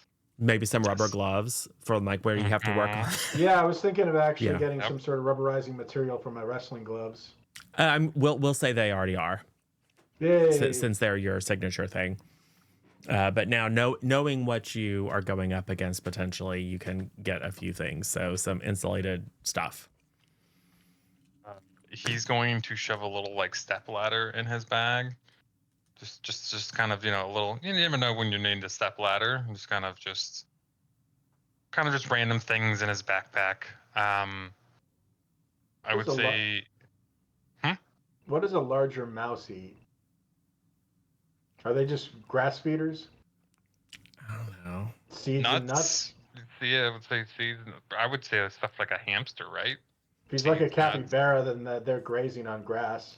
Yeah, Mhm. mice eat all kinds of stuff. Mm. I think They I think they may eat insects too. they must eat grains as well, because otherwise they wouldn't be such a big deal at farms. Mhm. Nuts, seeds, grasses, wood, All right. insulation. All right, I'll just bring some grain that they Twinkies. might enjoy eating. Easy enough. Quick little trap, maybe. Cool. Humane trap, of course. Yes, of course. Cool. So you hear a little beep beep from the football field as you're all racing through campus and scouring scouring the backstage and your lockers and stuff and the kitchen. You all race across, backpacks bouncing, race across, and then pile into Miss Violet's station wagon. All right, kids, buckle up. All right, I put my seatbelt on, I guess. All right, Agent Violet. Oh, that's great. I've always wanted to participate in radical action. Yeah. It's really appropriate for me as an adult to be helping minors, young children, violate Liberation. federal law. We're practically adults already. That's Just true. because something's a law doesn't mean it's right. That's what I Well, tell myself so I can sleep at night. Creature liberation is best done as a team. Yes, it is. That's a valuable lesson that you've just learned. Yeah. So she will. Could be the Rockettes, the Team Rockettes. Oh, well, we don't talk about them. Oh, what happened? Oh, they're the Rockettes. We're the Rockettes. Oh, like the okay. dance team. Okay, that's probably okay. I don't know. All I know is that the governor set up a commission to review all the books in the library, and all the books that mentioned that particular group of people were banned. Well, Yeah, we just add some more letters at the end, and it makes it totally fine, I think. all right. Well, I'm just saying, if a single parent complains, then there goes the book. Well, if they don't want, Single parent complains, kill them. Got it. it makes perfect sense. If they don't want their children to read the book, the answer is that no child can read the book, because that makes Right. sense. That makes sense. That's why we can't read. It's called That small makes government. sense. Anyway. All right. This Everyone- is why I always get every book that's on a banned list and read it myself, just Exactly. to see what's going on. All right, cool. Yeah, does everyone have their juice box? Let's go. So she will take you off. We have a little montage scene of her bombing through town, and then taking the freeway out, and then you hit a dusty road, and then the road is blocked. There's a chain link fence. It has razor wire along the top of it. Big signs: "Do not enter," "Danger," "Minefield," "Government property," "Black helicopters," you name it, chemtrails. What country are we in? America. Okay, just checking. Would they really mine in American soil? Possibly. I wouldn't put it past America. It's just a Alright. whole series of mutually contradictory signs designed to alarm people. Okay, well, I don't believe it. You're being So- watched, beware of cat, that kind of stuff. Yeah. It's very frequent. It's quite the. Usually, no one's watching these cameras anyway. If there are, in fact, any cameras. Well, We you might as do well just- see a whole bunch of Ring cameras, but the only people watching them are in China, so it's probably okay. Ooh, look at the Alright. mountains. Are we almost there? As Gold leans out the window, oh, look at the mountains. There's a ominous strike of lightning and thunder shakes the valley. Ooh. That might be it. That might be the Gorichu. I get out of the vehicle and I just like, it's time for Big Daddy to. Is this thing electrified? Who knows? Oh well, I got rubber gloves on, so here we go. There you go. Do you want to use now? Now we can use them flavor wise, but would you like to use your wrestling gloves as an ace? This is a one-time thing. I think I want to save it for when I actually face the creature. Cool. And remember, you also have your specialties. You can fold yourself into a pretzel and climb as fast as a monkey. Oh, okay. Those are things that you can use. So you can use, so specialties always come in 2 parts, and you can use a specialty to gain an ace too. Okay. And You is just that also narrow- one-time use? Yeah, but there's 2 of Okay. them. Okay. All right, I'm just gonna do this normal, like, and Okay. just destroy the barrier as best I can. Cool. So you're gonna reach out with your fist. Yeah, my fist. I did get a 7. Oh, okay. What are you gonna break? That is important, valuable, and delicate. The windshield. Oh, I think what happens is you punch it, and it kind Rip of it apart. well, it kind of bows in, and then the gates kind of spring back and then fly loose around you, and then collapse on top of the car. Ooh. I can't pay for that, but I'll work at the library if you want to cover the cost. Oh, I just got this from the used car sales lot. There was a guy there in a polyester suit who kept talking about how I used to be famous when I was a kid. Do you recognize me? I was like, I don't know who you are, bro. I think that's my uncle. Oh, really? I'm sorry. Yeah, me too. We don't invite him anymore. Yeah, well, I guess we're on foot now. I guess we're just kind of stranded out here in the woods with a potentially horribly dangerous monster. Look, if we just rip off the windshield, I'm sure we could keep driving. I don't know. That The can't be razor wire dangerous. got all caught up around the wheel or something. Oh, okay. Sorry, But- guys. But you have, not knowing your own strength, you basically just rip the fence off and drop it on the car. And so, Right. yeah, you're, everyone who was in the car has to come out the back hatch. It would have been difficult to drive the car through it anyways, I guess. True. I mean, what with the landmines and everything. Right. So what happens? You're all standing there. There's a Resume stretching. do first position, second position. So yeah, it's clear that there is some traffic up to this gate, and at some time there was some vehicular traffic, but it's just basically grassed over ruts. It looks like if anyone drives this track, it's very infrequent. or at least has been very infrequent for probably a year or more.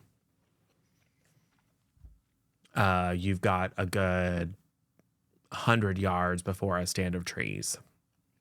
And then the ground slopes down into what your map shows you is a valley towards where that lightning bolt symbol is. What do you do? I don't know. I guess I climb a tree to get a vantage point. Yeah. We climb fairly well. Yeah. So is everyone just making a break for the woods? Well, Pink's skipping to the woods, but yeah. Jeté. Sachet. Plie. Yes.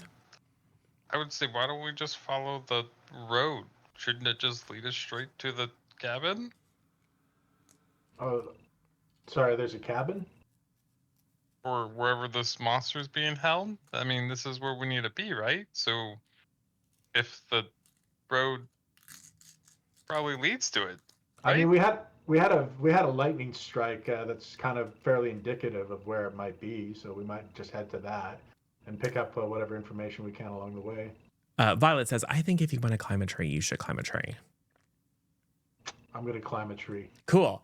So you're going to use your specialty of climbing as fast as a monkey, which means that you can not only climb a tree and climb it very fast, but also climb a very, very tall tree. So you make your way to the edge of the woods and you spot a very, very tall conifer. And although you're big and bulky, even though you're currently still disguised as a zombie, Right. You shamble towards the tree and then scamper up it to the very, very top, which is going to give you a excellent vantage point. Would you like to roll acuity with an ace? With an ace, that means a D4 as So well. 2d6 plus a d4, and then add your Okay. acuity, which is 0. It's already going to be good. 14.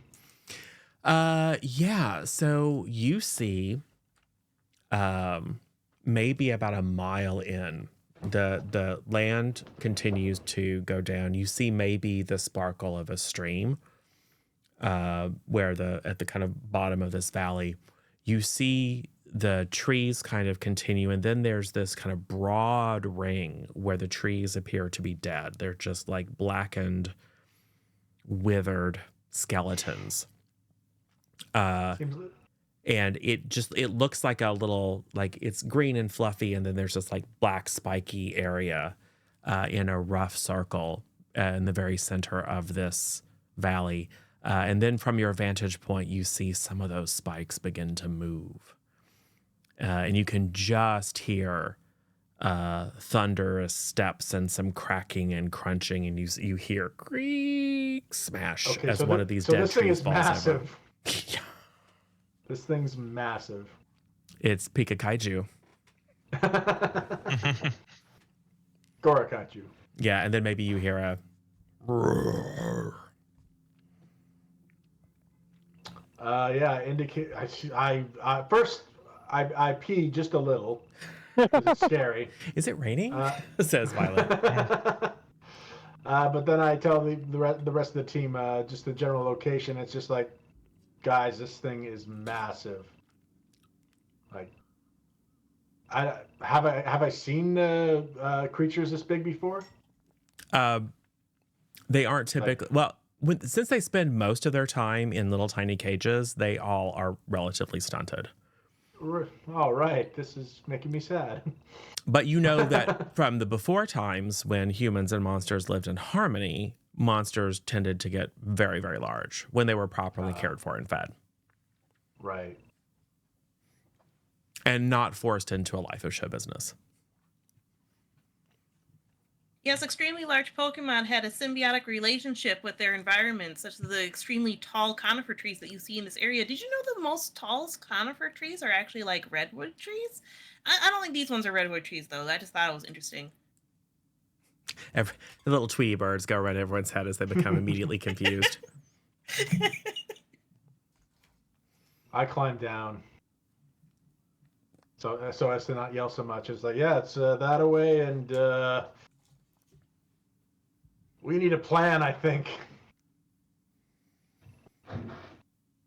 Yes, says Violet. We need a plan. What should the plan be? I guess we could get more information on it. Like, I don't know. Well, clearly it's an electric type, so I feel like the best thing to do would be is to ground it.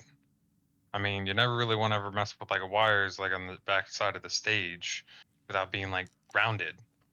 Because I mean, obviously that's how you get shocked. So if we could try to figure out some way to like set up some type of trap to make so that we can't get electrocuted. That sounds pretty smart. I know that you should look into not getting ground or electrocuted, and then we can send Agent Pink in to try to commune with it to see what its problem is.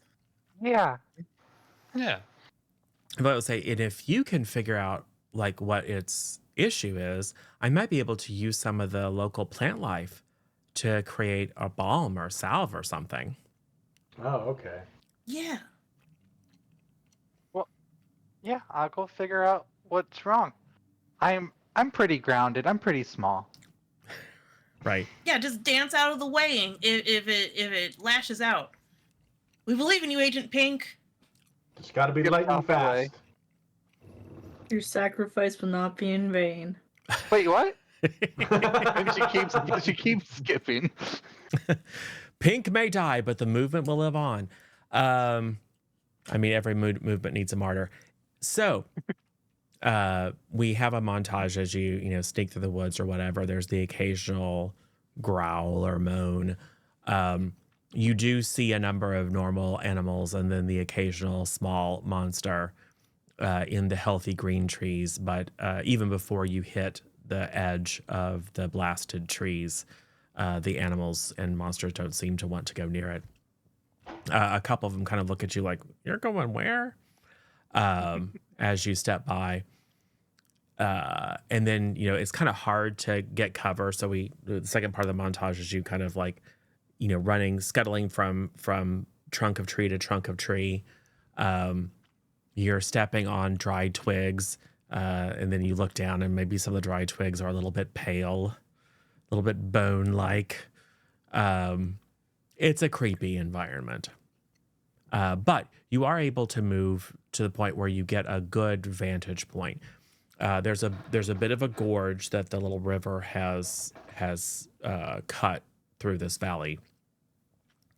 Down below, you see more of these blasted trees on either side, and then the little river or stream splits to encircle basically a rocky little island.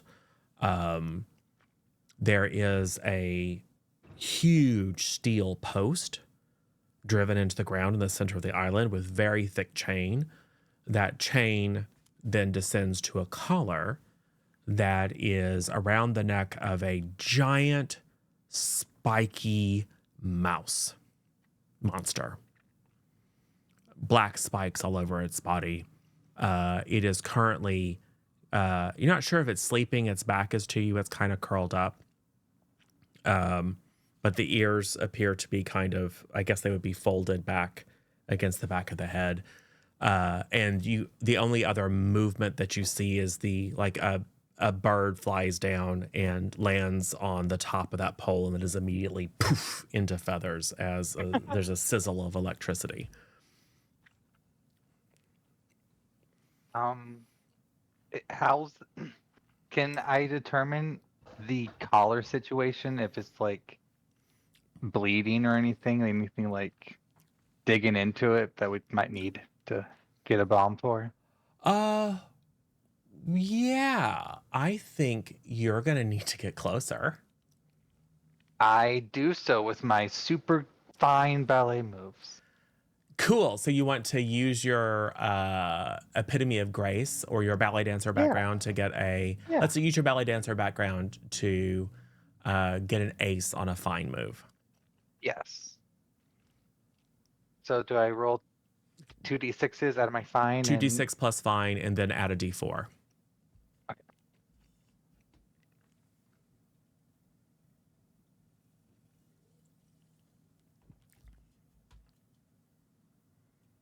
11.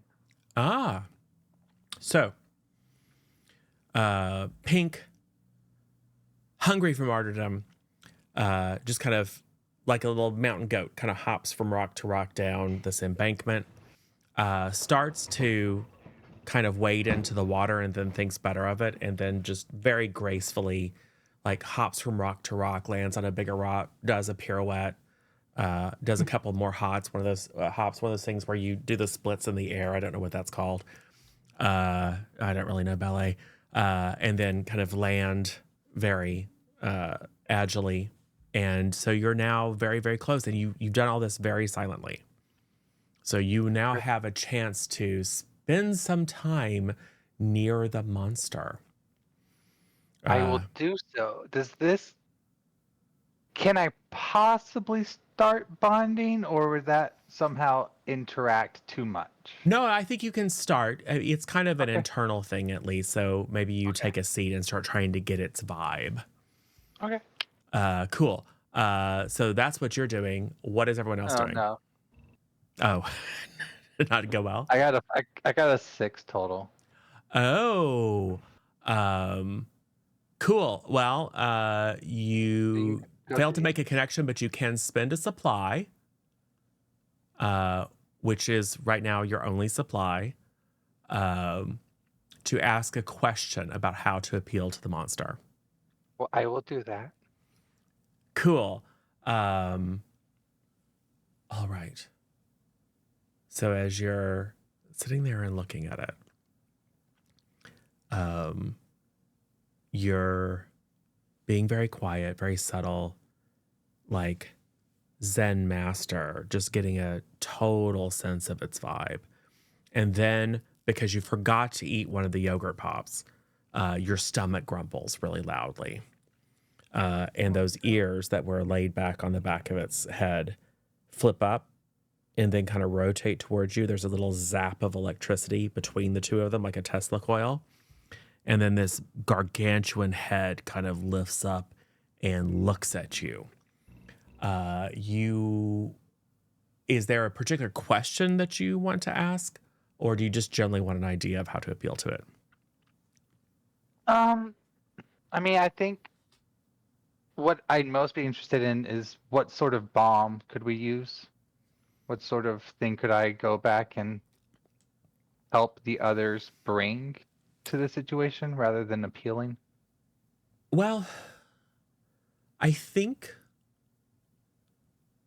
the sense you get as its glassy black eyes stare through you is that what it wants is to be free and healthy so that it can fight on its own terms.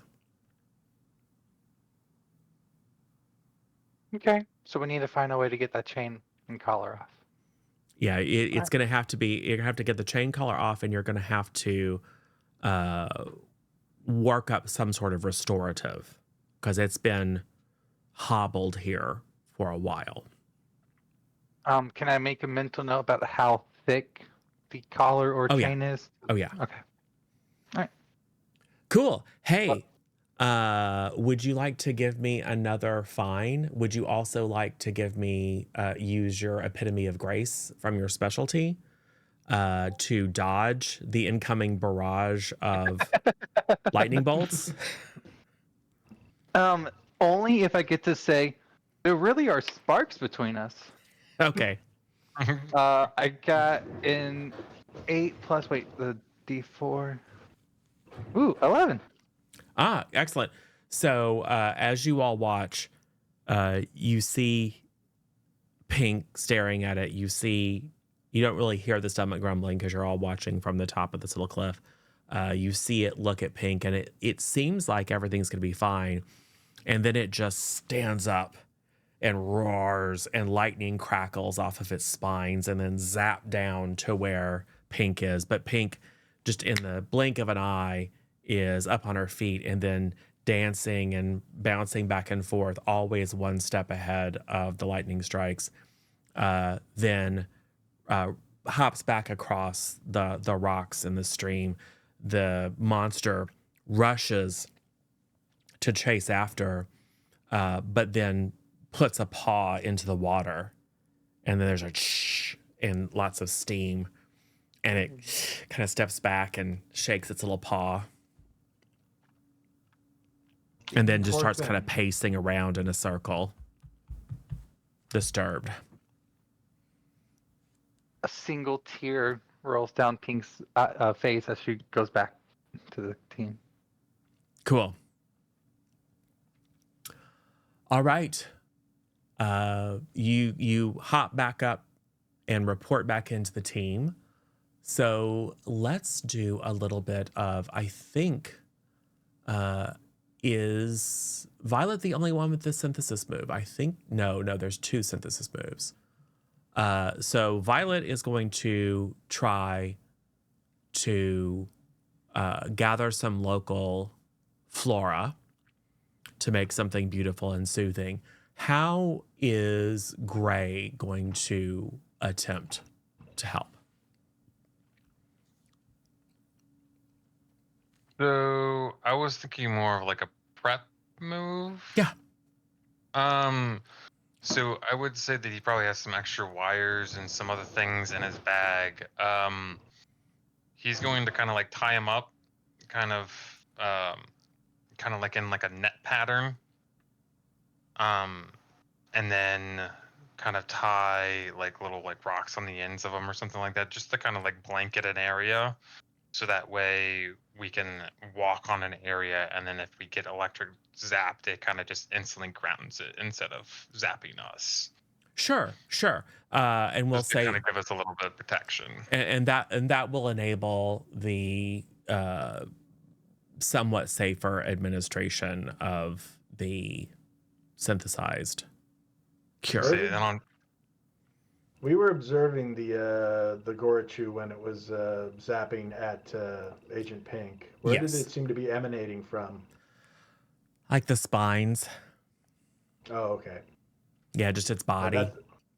Then that's all along its body. Yeah. Okay.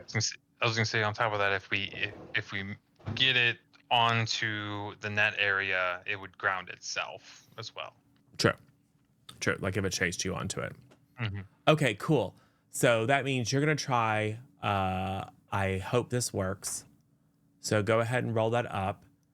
It might be a good time to use, like, I know how to jury rig almost anything from your specialties to get an ace. Oh, don't I have an ace banked already? From last time, the 14? He did get an ace. Oh. Can Sure, I use why that not? ace now? Sure, why not? So that just adds a d4, right? Yeah. Okay. No, yeah, oh yeah, you do. You get an ace on a 10 plus. Yeah.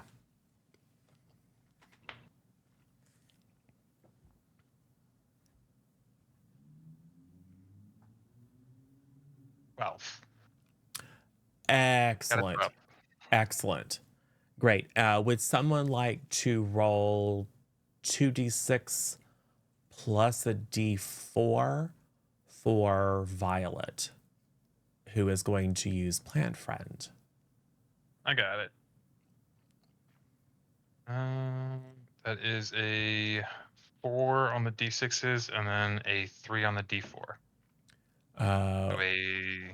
Which brings it to what? A 7. 7 total. Which brings it to 9. Would someone like to spend a minor boon if we have one, or a major boon to reroll one of those low ones? Do we have a minor boon? Yeah, we do. Let's use minor boon. That'll be Yeah, fun. why not? Okay. I'll go ahead and reroll the 1 then, because it was a 1 and a 3. Yeah. That is a 6 on the die, so that's 9. Plus 3 is 12. Okay, cool. Yes. 12 on the die. Yeah, so she goes over to this kind of straggly looking bush that's trying to grow in this blasted environment. and pulls out like a Capri Sun and like squirts some of that at the bottom and kind of talks to it. And as you watch, this straggly bush gets greener and starts to sprout little yellow flowers that smell like popcorn of all things. But anyway, it still smells good. And then she, thanks the plant and harvests some and makes a little, like a little wreath, a little garland. And I think that if it smells the smell of popcorn, it'll be like all the people that used to adore it. Like all the kids who used to eat popcorn when it was battling. It'll remind it of better times. Hopefully, maybe. I don't know. That's the best I could do in this blasted landscape. I'm a plant lady, also a librarian. Whatever. Cool. It's good to have hobbies. Yes. So you have preparation. You have a safe way or a safer potentially way of getting close to it. You have what Violet assures you is going to soothe the savage beast. So I think it's time to attempt to deliver the curative, which really means we've got a tag team of gold and green.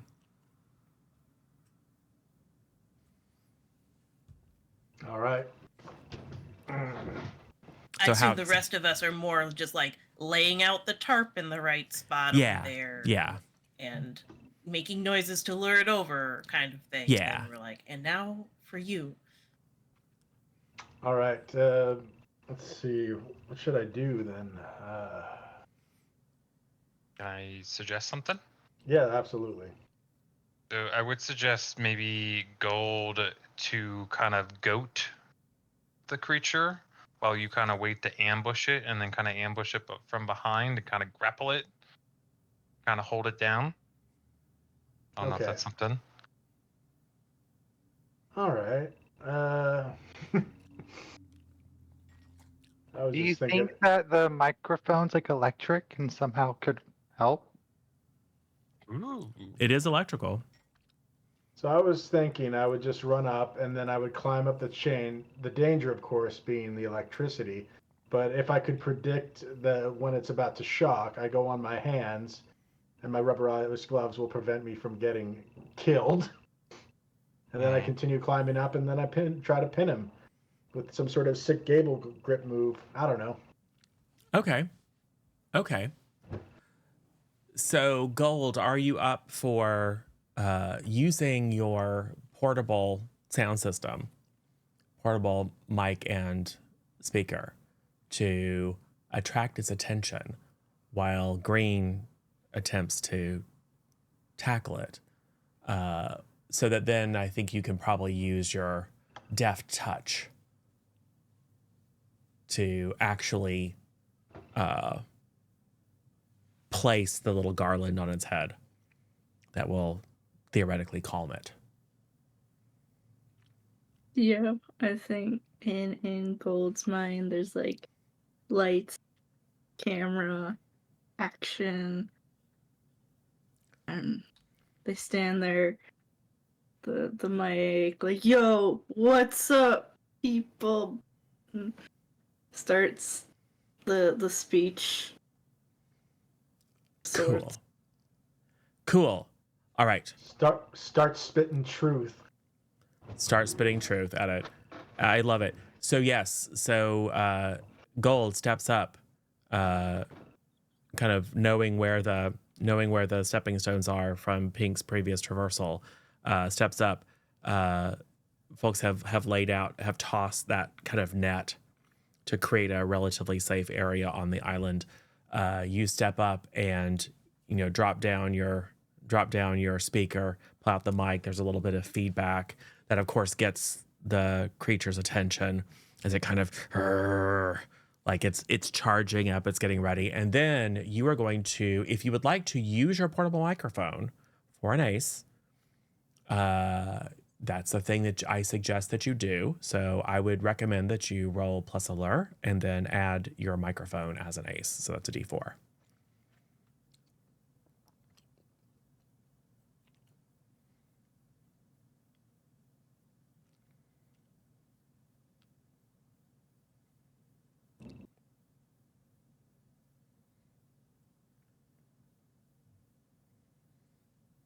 What'd you get? So it's a 13. Ooh, okay. Wow. Nice. It is absolutely entranced, and I will say some combination of your natural allure and the fact that you have working electrical stuff, and maybe it's just the battery. You even entice it slightly to step onto this net that Gray had created. So that is the setup for Green to do some crazy parkour stuff, right? Oh yeah. Cool. May I recommend that you use The gloves.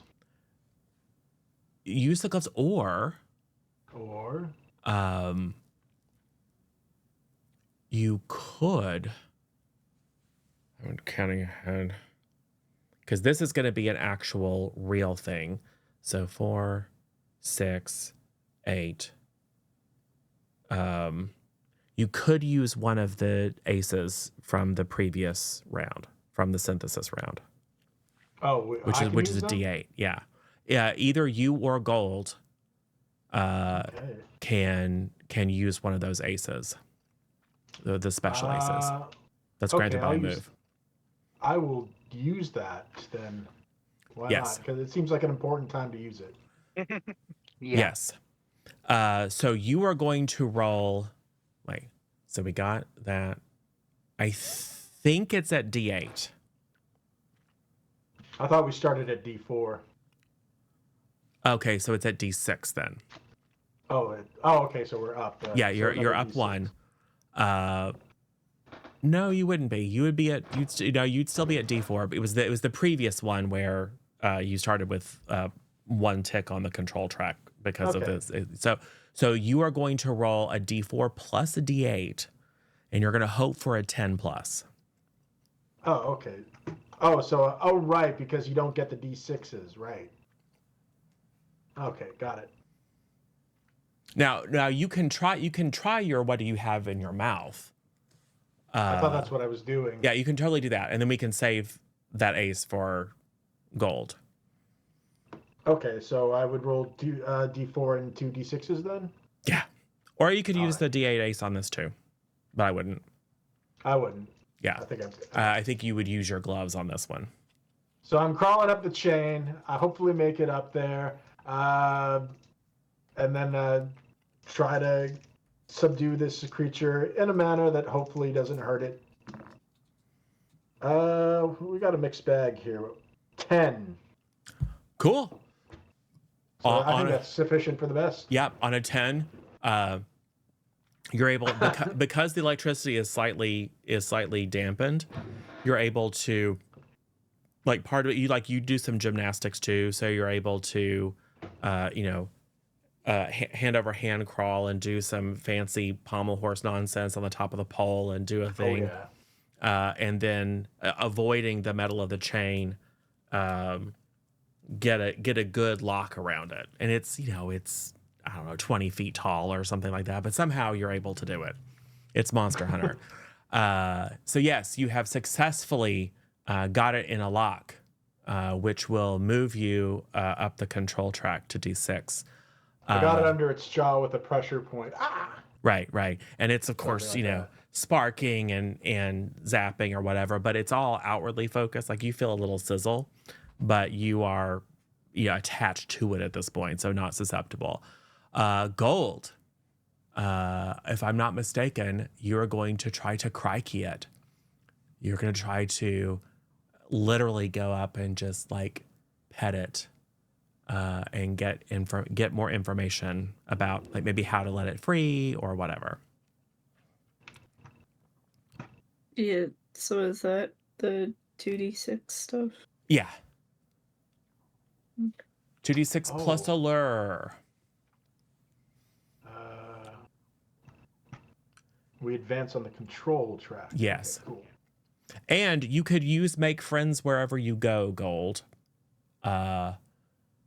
As part of your specialization to effectively convince this thing that you are friends.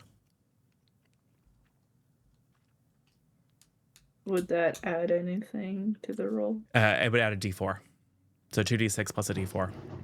Plus your allure. Okay.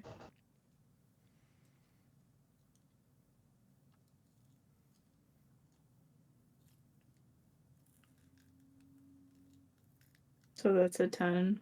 I go Haha. up and say, it's okay, buddy. We're here. We're best friends. All right, that gets you a +1 for it as long as you use the information. So, whoever bound this creature, so the creature is convinced that you at least are not to be eaten. It's not so sure about the person who's got it in a chokehold or anyone else, but it's very fixated on you at this point, Gold. And that gives you a chance to, as you kind of reach out and there's a little static electricity zap, but you pet its kind of matted fur. You get a good look at the chain and the collar around it. Someone made the mistake of putting a metal collar on an electricity type.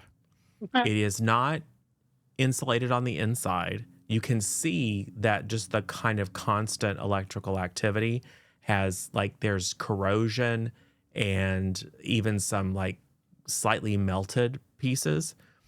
You think that if this thing goes all out, like nuclear style blast, that it might even melt itself out. But it would have to be charged up to do that. Like, it would have to receive a lot of encouragement, probably from everyone, to let loose that powerful a blast. I think that will also give you a chance to, like, put the little crown on it, offer it a little gift. So now it has this little woven crown of yellow butter popcorn smelling flowers kind of sitting jauntily over one ear. Cool. So that puts you at a D8. And you have 2 aces. So do you want to continue to try to advance the control track, or do you want to risk it with 2d8 and see if you can get a 10? Oh, 2d8. Okay. Yeah, because you can use, you're at a d8 plus you've got the ace.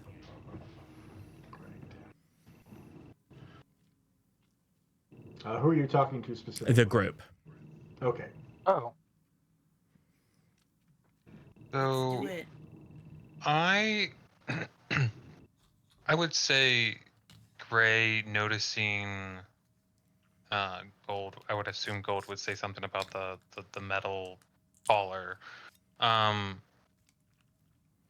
Gray's gonna kind of look through his pack and see if he can't find any, like, rubber mats or some type of rubber something, or some type of insulation of some sort, and see if we can't get something in between the collar and It's the other way around. him.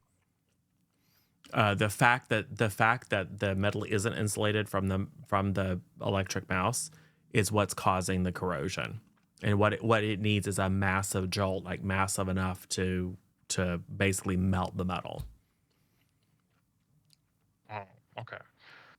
I thought it was more of like a discomfort thing No, because it's constantly. I mean it does electrocuting. look like it absolutely hates being here. Okay.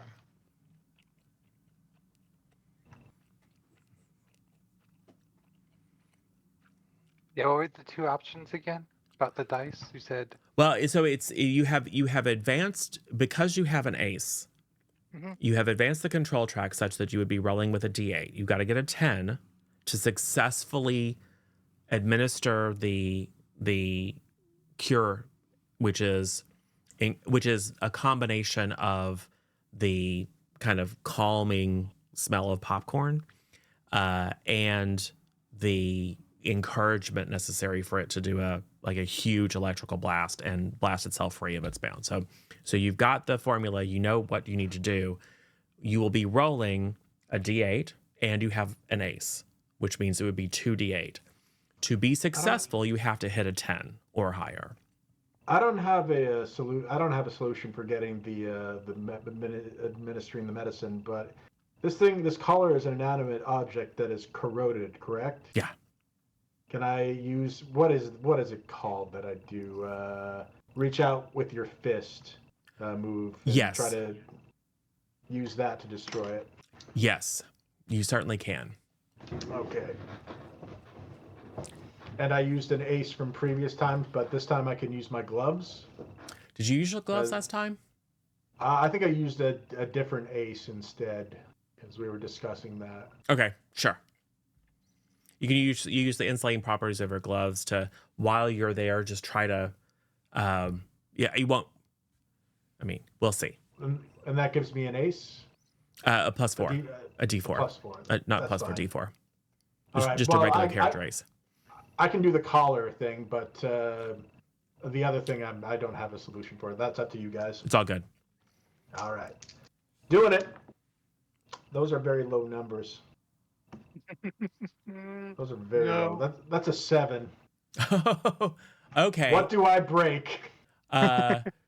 So yeah, you also break something important, valuable. So The netting, right? yes. Why not? Because I think there is some sort of interaction. You do loosen it. It's still going to need the encouragement. It's still going to need everyone to kind of pull together. But it starts, like, you kind of have to loosen your hold on it. Right. And it starts thrashing. Whoa! And so the camera pulls back, and then there's an almighty boom as we see a very cartoony green go flying and gold go flying and pink go flying and gray get thrown into the thing. So creature liberation front blasting off again kind of situation. And then, the creature is bellowing and it's pulling against the thing. It gets very, very close.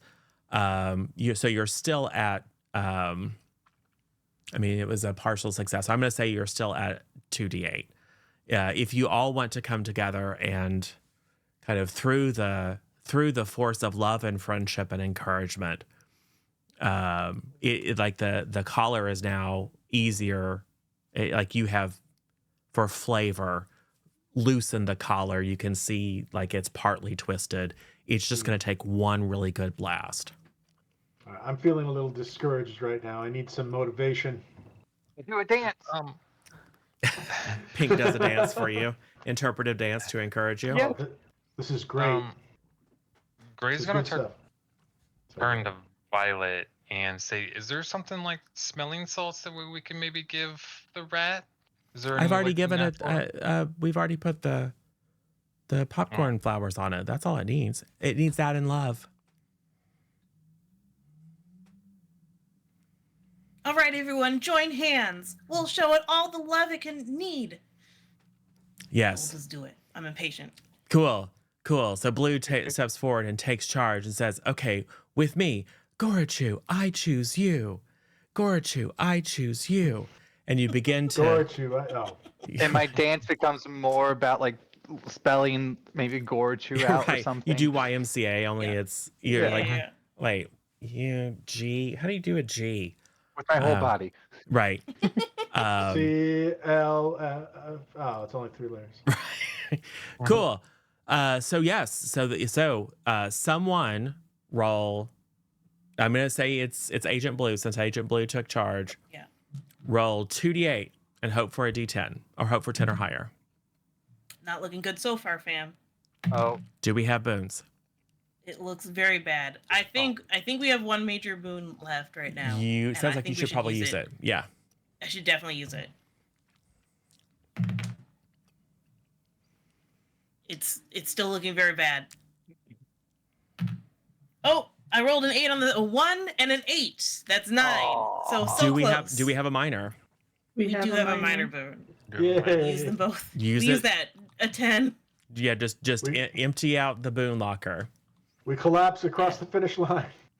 So Exactly. the first couple of Gorachu, I choose you, rawr, rawr, and it's just lashing out and snapping at your faces. It's straining against the collar as you all kind of move back, but the force of friendship and radical political action is a groundswell of energy for you all. It steps one paw into the water to chase after you, and even though it hurts it, and the electricity sizzles through the water into you, and you're all just kind of shaking, Gorchu, I choose you, through chattering teeth. But eventually, it seems to like get in its head, and it's like thrashing its head back and forth, and it's kind of confused, like you can see it smelling like the little wreath of flowers around its head. It's being reminded of a time that it had long forgotten.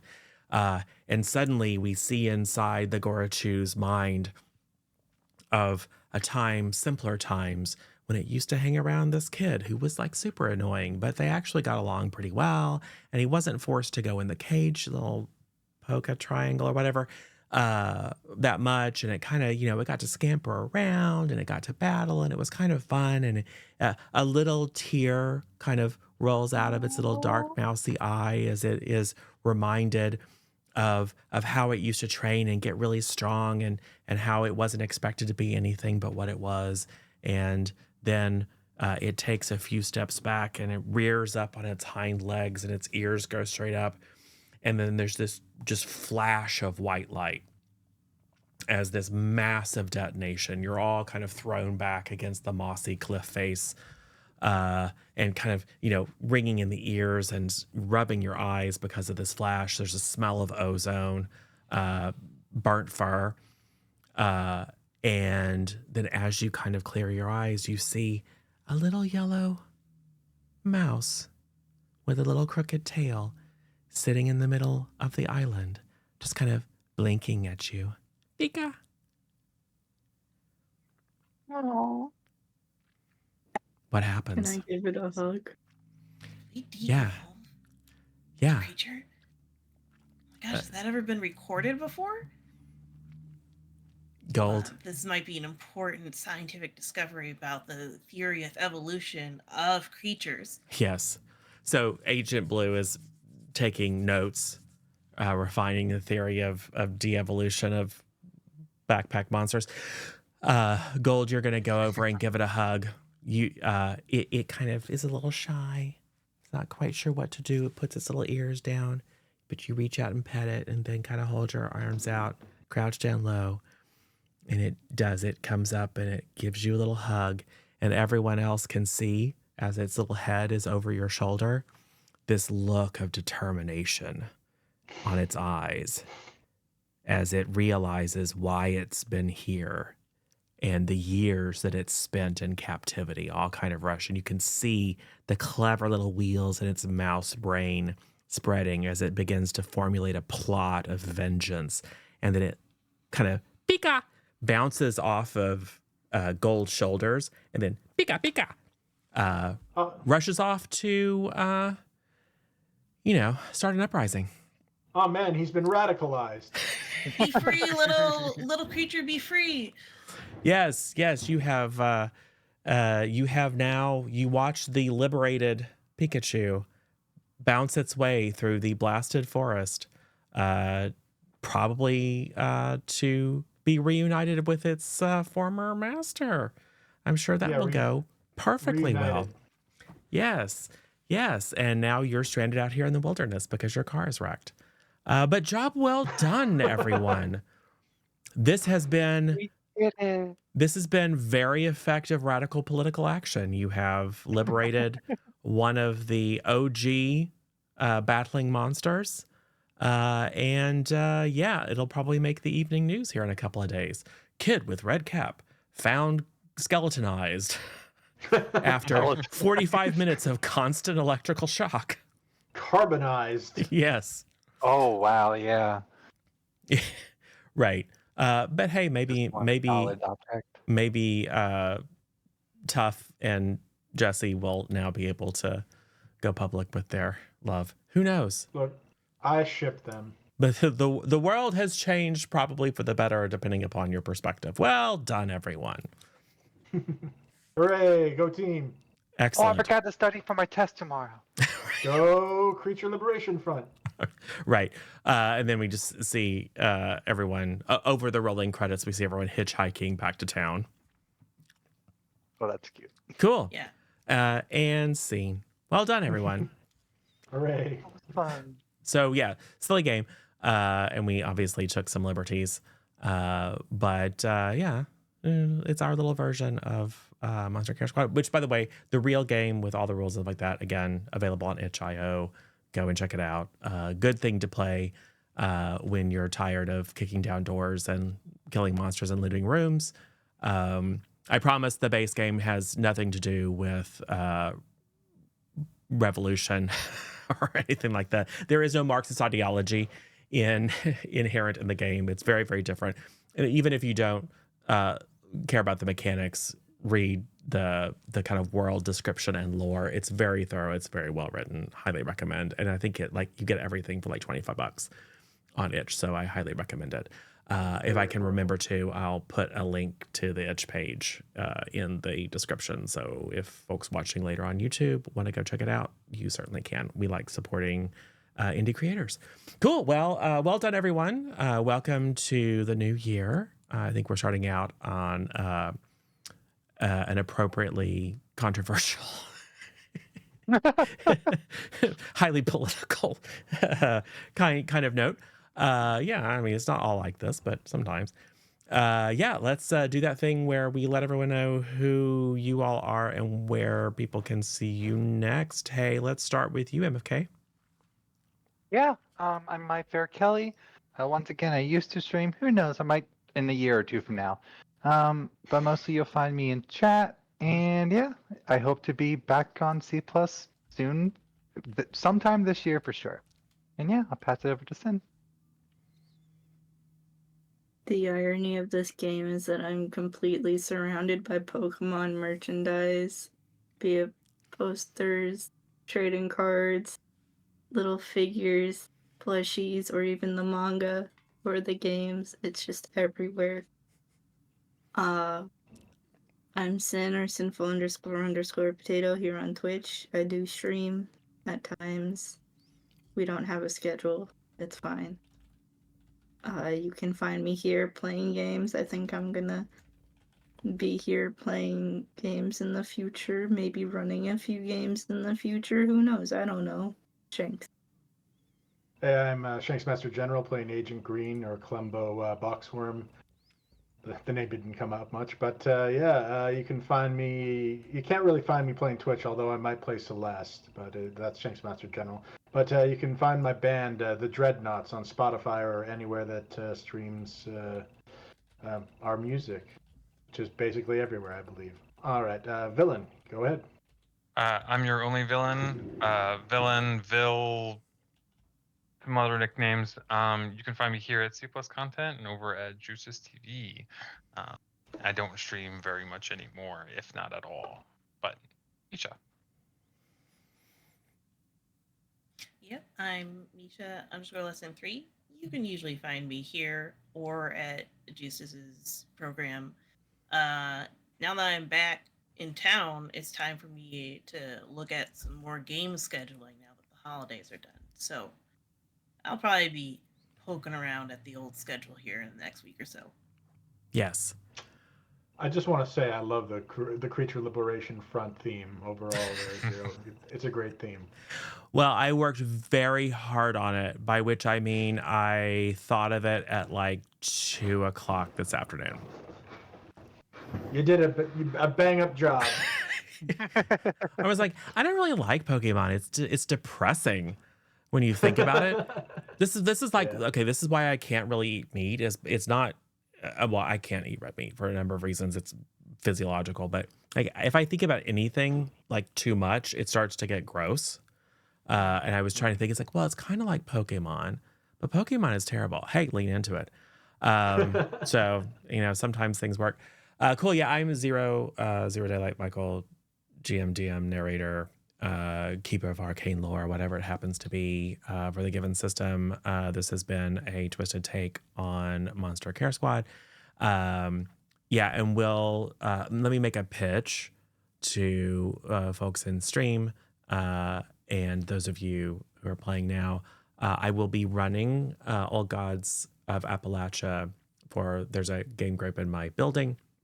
I'll be doing that on Monday. So I will be fully prepared to run that game. It is a lovely setting.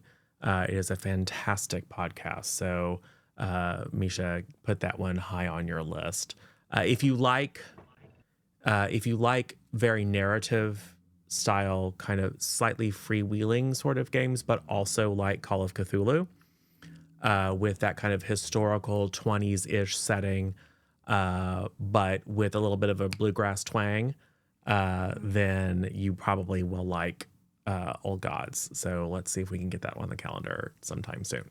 But there's as always, an ever-growing, very lengthy list of indies and small games that we like to explore. So yeah, this is, I think, like the 40th or some odd system that we've done on this channel. So yeah. And we're always happy to revisit old favorites too. So yeah, just chime in on the Discord, community.cpluscontent.tv. Join us there. You can talk about fun, nerdy stuff and games and things like that. If you do not currently subscribe to our YouTube channel, which is cpluscontent.tv, you should head over there and do that. If you're watching this on YouTube later, congratulations, you found it. Hey, give it a thumbs up. Give it a thing where you say, I want to know more about this, or an alarm bell or whatever, so you can be part of the crew.